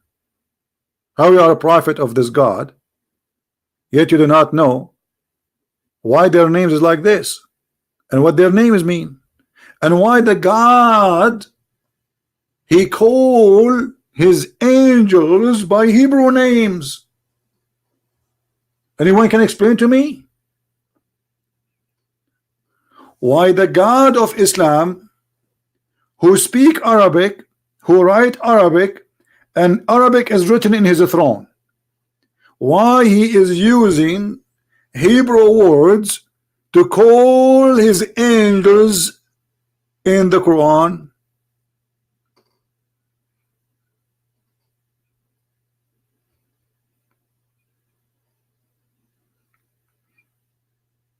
I think today our video is kind of too much information.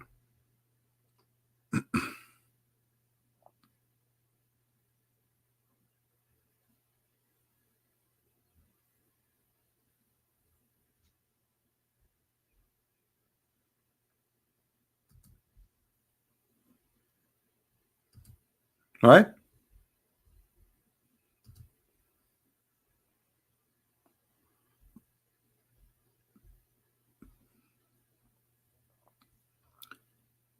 Do we have any Muslim would like to say anything?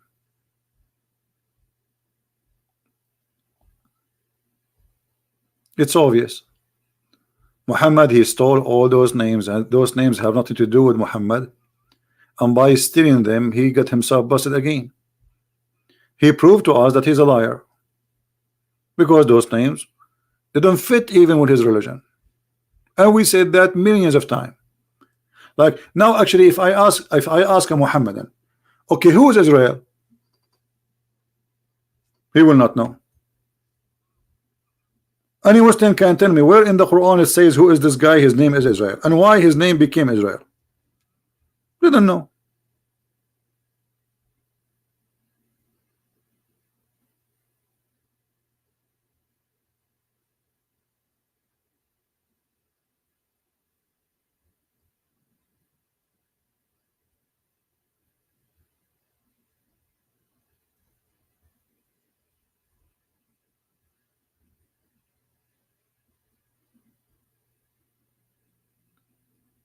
Any Muslim can show me what this name mean and where this name is coming from?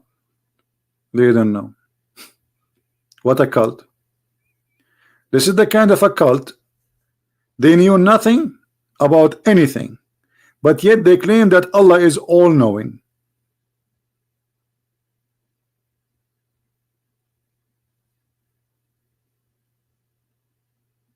Who is Israel? I mean, have you ever heard of a God? He keeps saying, "Oh, children of Israel, oh, children of Israel," but yet this God, he never said, "Who is this guy Israel?" How we will know who is he? This man, his name Israel.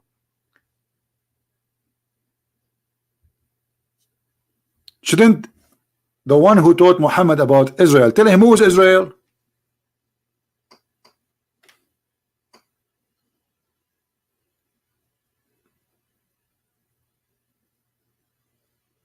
They don't know.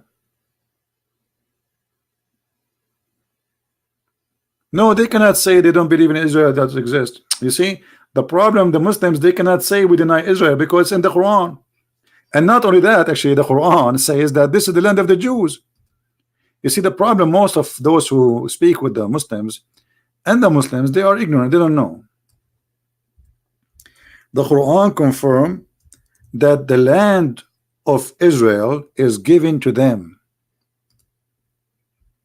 Chapter 5, verse number 21. Allah, he said to Moses and to his people, "O my people, enter the holy land which Allah assigned into you." Do you see it? Yes, Allah is a Zionist. Do you see it? They say to you that this is not your land. This is what they say. They say Israel is not the land of the Jews. The Quran says so. Not a single time the word Palestine mentioned in the Quran. You see here in the translation they put the word Palestine between two brackets. Never exists in the Quran. Not even once.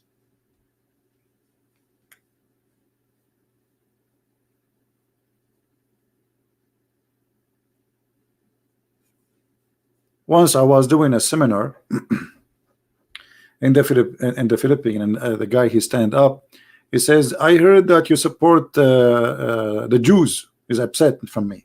He's a Muslim, Muhammadan.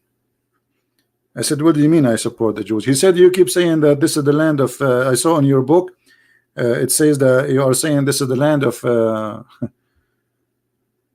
land of the Jews." I said, "As long as you saw my book, didn't you see why I said that?" He said, "No, I don't see the reason why." Prove it, prove it. So okay, open Quran chapter 5 verse 21. He said, "Okay, you read it for us." I said, "No, you read it for me." He said, "You read it." I said, "No, you read it," because I want everybody to laugh. So he opened his phone and he started reading, and I said, "Okay, read it from number 20 and 21 and 23, 22, 23, 24, and tell me what do you think." So he started reading, and then he said to me, where it says. I said, "What's wrong with you? It's in front of you. Isn't it Allah?" He says to Moses to order his people to attack and kill those who they are living there, and they said to him, "We will not attack it, we will not enter it, let your God fight with you." And only two Jews agree with Moses to attack, and according to the Quran those are the good believers. And then Allah, he punished them for 40 years not to enter the Holy Land because they disobey Allah.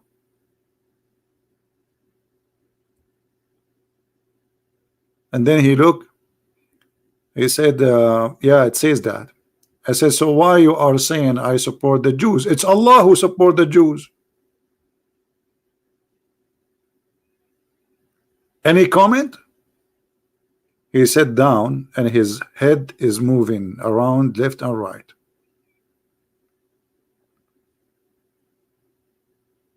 And then I continue explaining. I said, "This is an example of ignorance.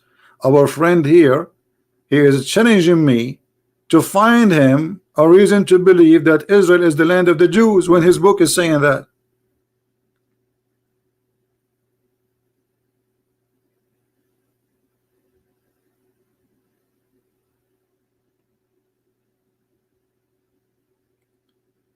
And then here again, by the way, if you ask Muslims, you see all those names get Muhammad busted.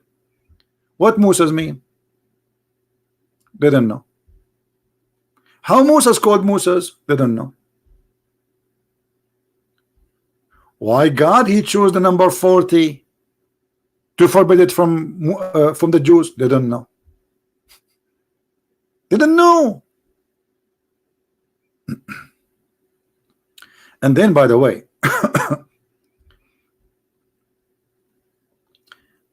the verse after it, which is very funny. I mean, this Quran is a funny book. I mean, look, here we are talking about Musa's. Suddenly, we go back to speak about, tell them the story of Adam, Kabil and Habil. Okay, what they did? They offer not sacrifice, they offer Qurban.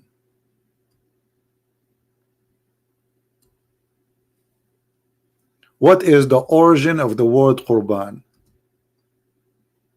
Anyone knows?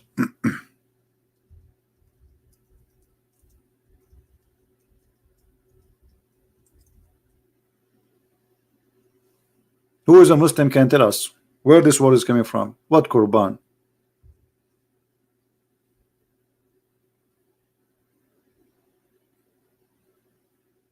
Ask any Hindu. He will tell you we practice Qurbani.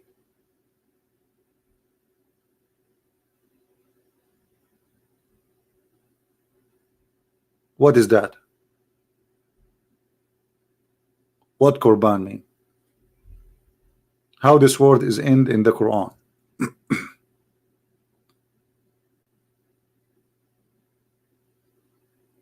Any Muslim? No, Quran is a blood sacrifice. Qurban is a blood sacrifice.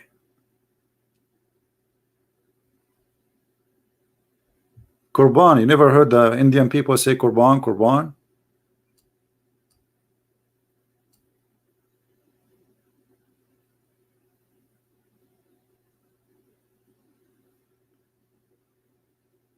And then, if you read the story here, you will die laughing. Anyone remember the story? Who remember the story about the children of Adam and Eve? You know, what happened? Anyone remember?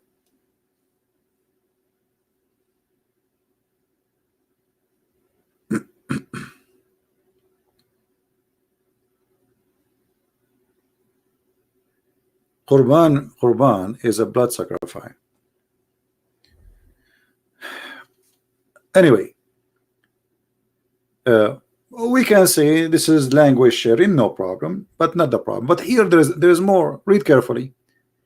The story of Cain and Abel, that Cain and Abel, both of them, they are supposedly brothers. And according to Muslims, each time Eve, she delivered twin, but they are not one twin. They are like one male, one female. And Adam, brother, he used to marry the twin from this delivery, like the male, to the female from the other delivery. You know what I mean? So he don't marry the twin to the same twin from the same delivery. He married him to the other one. But what happened here, brother, that the sister, one of the sister, she have a cross eyes, brother. And now both brother, they want to marry brother, the women or the sister who have no cross eyes. This remind me of the story of the guy in the what is called, the love gear, the love guru, when they speak about the cross eyes. Cross eyes. And then Allah, he asked them to offer sacrifice. Actually, why I'm showing you this? I mean, let me show you the reference. So because they will say, hey, he's lying. It's not true. Where you got this from? A liar. He's a liar. Let us see. 522.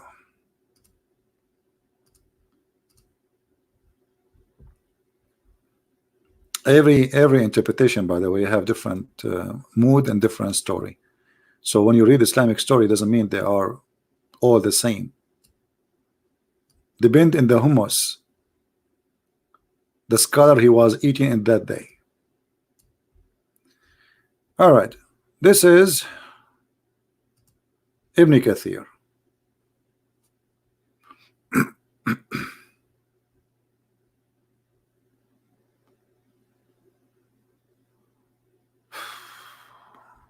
Where is story here?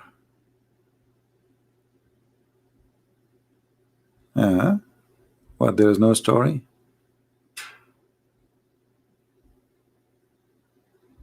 Look like Ibn Kathir, he ate it. I know. Well, it's 27, 527. So where it is? This is 5. 27 here. Okay. All right. Tell them the story of the brothers of sons of Adam. All right, what happened?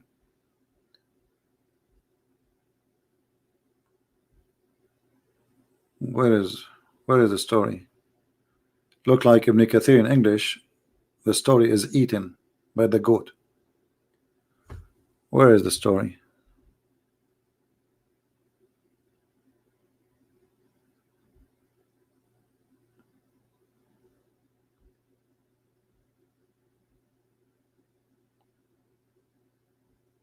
He is talking about killing, but they are not talking about the sacrifice. What is the sacrifice?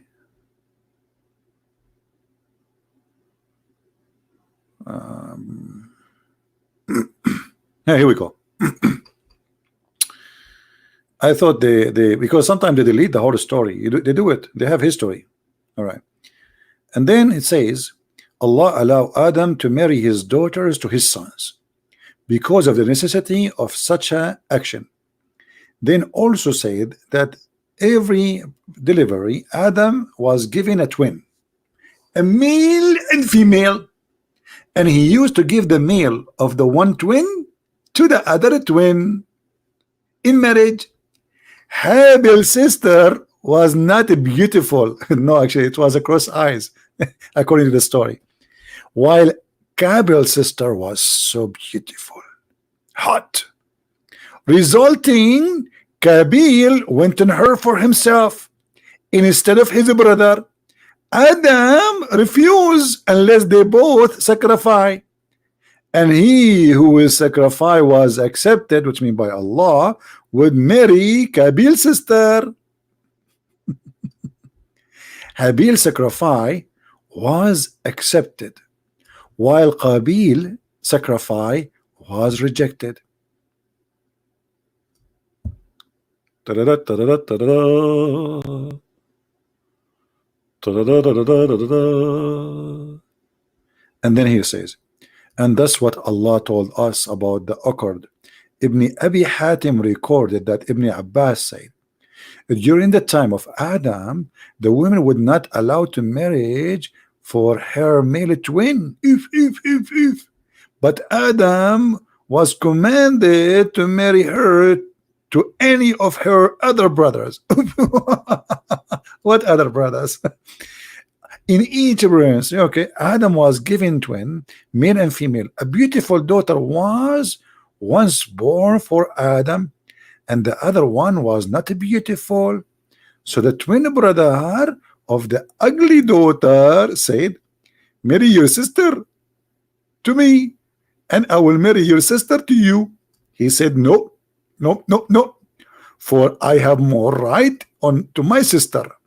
So they both offered a sacrifice, and the sacrifice, the one who offered a sheep, the sheep was accepted, while the sacrifice of the other twin brother of a beautiful daughter, which consisted some produced, was not accepted. Any Muslim have a comment? And actually it says clearly that the one his sacrifice is not accepted because he offer vegetables. Allah is not vegetarian.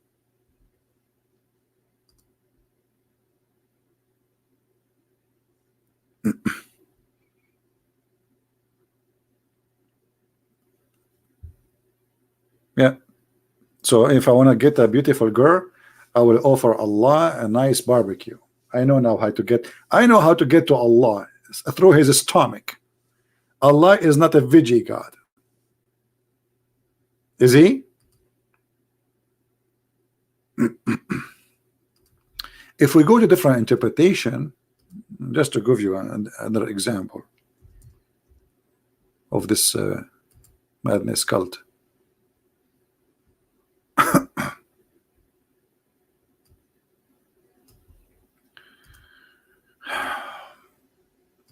Five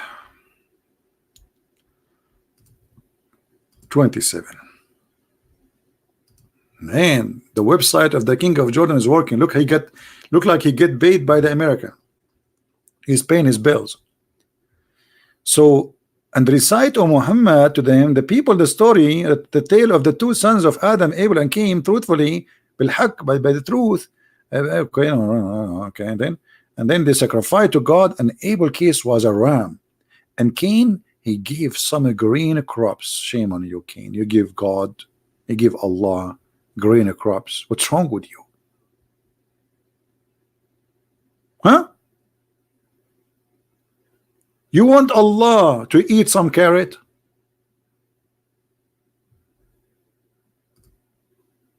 I mean, look how cheap he is. He went to the field, he got some carrot and some zucchini, and like he put them in the front, and Allah, he can eat him. Allah, he like barbecue. Yummy, yummy. Ribs. Give me tips from the ribs. So Allah, he took the ram. Muslims, why Allah, he took the ram? He did not take the vegetation.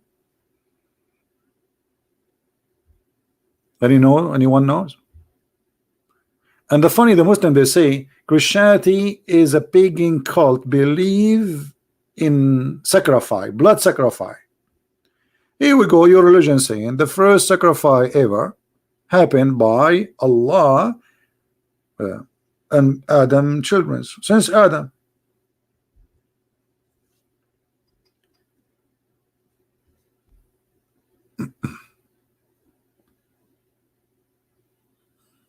Any Muhammadan? All right, we have, yeah, we know, because we are not coming in a time where all of people will be awake or be with us. Today is Saturday night, so many people, they go out, and me myself, I don't go party. Or what I need to do, the party come to me. I give Allah a sacrifice and the party will come. Oh, what you need, some ribs and some steaks. Yeah. What is that? What is this story? Where Muhammad he got this story from? And each time Eve, she delivered a child, she delivered a twin. Are you sure? Why not 4? And by the way, Muslims, they believe too, just to show you the contradiction. Let me see if I can find the hadith in English. Hold on. I don't think I will find it in English, but we will try.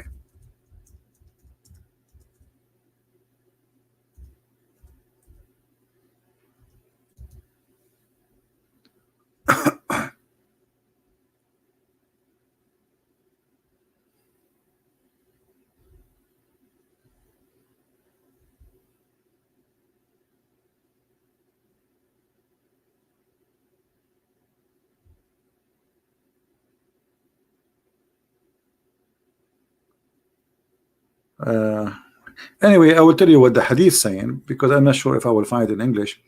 That according to Muhammad, Eve, each time she carry a child, she lose the child, and then Shaitan, he told her, if you want to keep your child, you have to keep him, you have to name him by my name. So she named him Al-Harith, and this is how he sacrificed. Where is this story? Let me try something else. Hold on.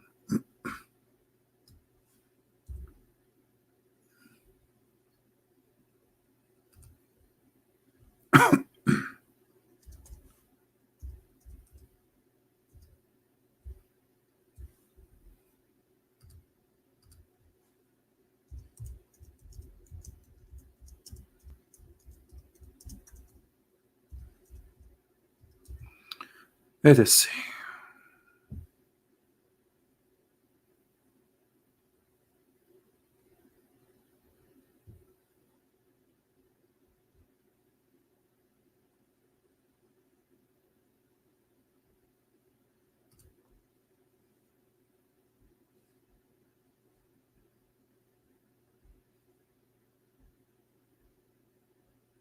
Mhm.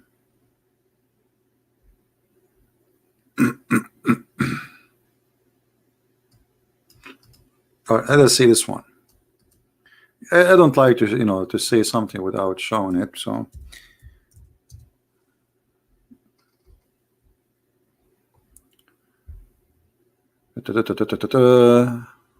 no,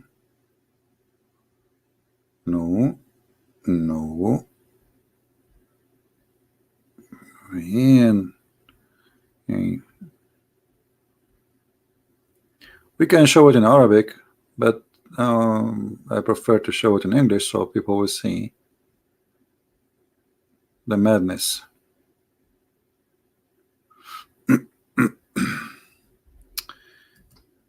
Okay.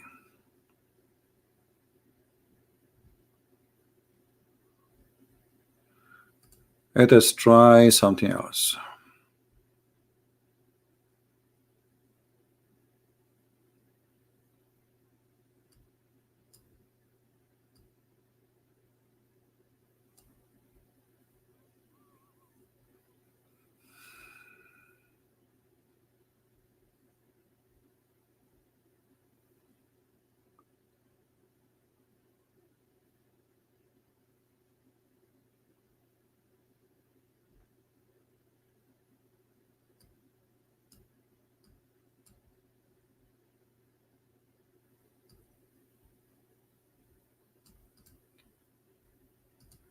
Let us try this one. Here we go. Finally, we found it. I apologize, it took me some time, but the Prophet said when Hawa is Eve. Hawa, you see here the Arabic name for Eve is Hawa. Hawa. So when Eve, each time she carry a child, Iblis come to her, and her children would not live after birth. So he said to Hawa, to Eve, call him Abdul Harith. Abdul al-Harith. Al-Harith is the name of the Shaitan. So she named him Abdul Harith, and he lived.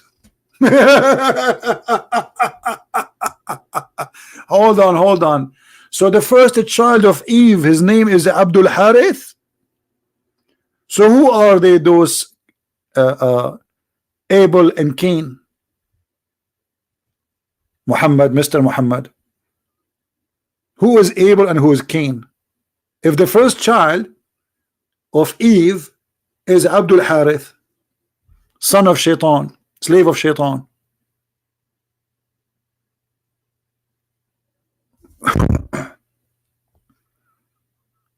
Anyone? I think we have enough for today. Did we give you a headache? Did you guys get headache?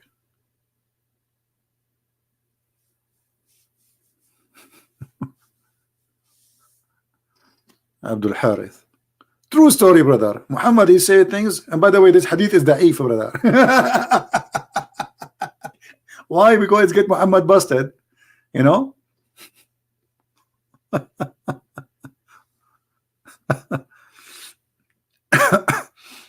Well, my throat hurt really. I'm not going to continue, but I wanted to share with you a good time in Saturday, and I know that's already it's a Sunday in Indonesia. I hope you guys are having a good time and learning, and I pray that's whatever we hear today is not for entertainment. I'm not doing what I do for entertainment. You see, I want every one of you will be, and like a irresistible force of knowledge and faith to fight the devil and his lies. I want every one of you, and I pray that all of you will do way better than me, and you will know way better than what I know. And that's why I share my knowledge.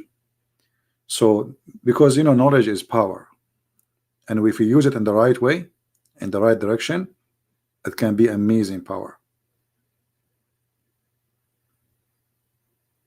I wish I can stay and maybe talk for 24 hours. There's a lot of things to share. I mean, it's endless. I don't know. Actually, I shared nothing about Islam yet, because most of the time we focus on things which is easier to prove a point. Like, we want to show a Muslim that the Quran have contradictions. You know what I mean? So we focus on things which is easy and clear, and they can't play too much games with it. But this is not really what we know about Islam. There's a lot more.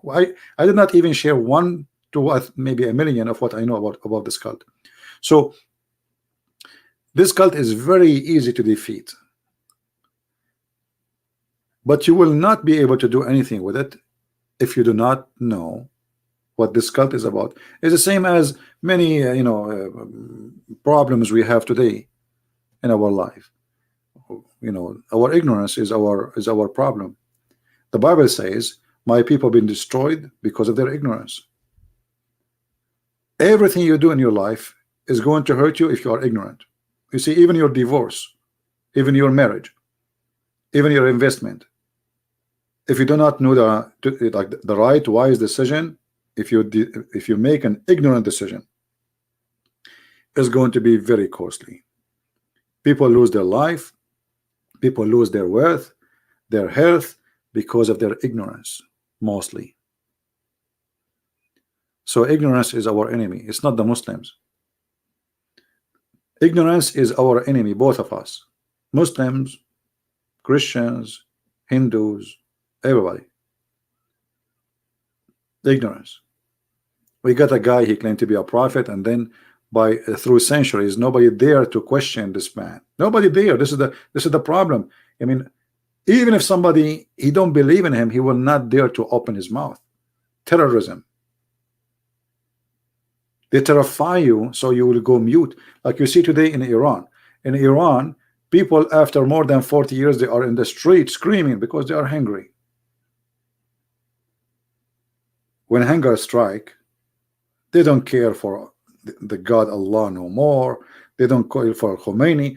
And if they are really hungry, this revolution now is just started 2 days ago, will never stop until they take all the mullahs. We don't know what will happen next. But this is dependent on the hunger. Why we want to wait until we are so hungry and dying to make a revolution? Revolution starts from now, by learning, educating ourselves, so we will not suffer from hunger. So we will not get a guy, he put some stuff in his head and he tell us, in the name of God, in the name of Muhammad, I order you. We don't want somebody to replace Muhammad and to take advantage of our money, our life, and our women, as Muhammad was doing. That happened in the past, and that is happening today. In the name of God, somebody controlling you, somebody taking your money, your wealth, somebody fooling you. In the name of God, somebody scaring you to make you go in direction which is not right. God, my friend, he wants to save you, not to use you. This is why Jesus said, Sabbath was made for the man, not the man was made for Sabbath. Correct? The Jews,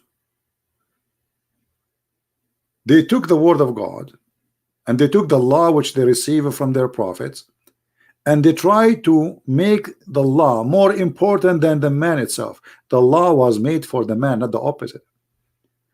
God, he do not need Sabbath. He do not need your Sabbath. He do not need your donation. He do not need your ritual. He do not need even your prayer. It's you who need it. So if the law lost the purpose, which is the man, when we say the man, we mean human being, the man and the woman. So if the law lost the purpose and the law became holy, and it's not the man who is important, then that law is not from God no more. You know what I mean? So the Jew, they start doing the same as Muhammad he is doing today. They start worshiping law which made by Muhammad, and it's not the man who is important no more, when the law supposedly made for the man, for the benefit of the man. But Muhammad is a person who made the law for his benefit.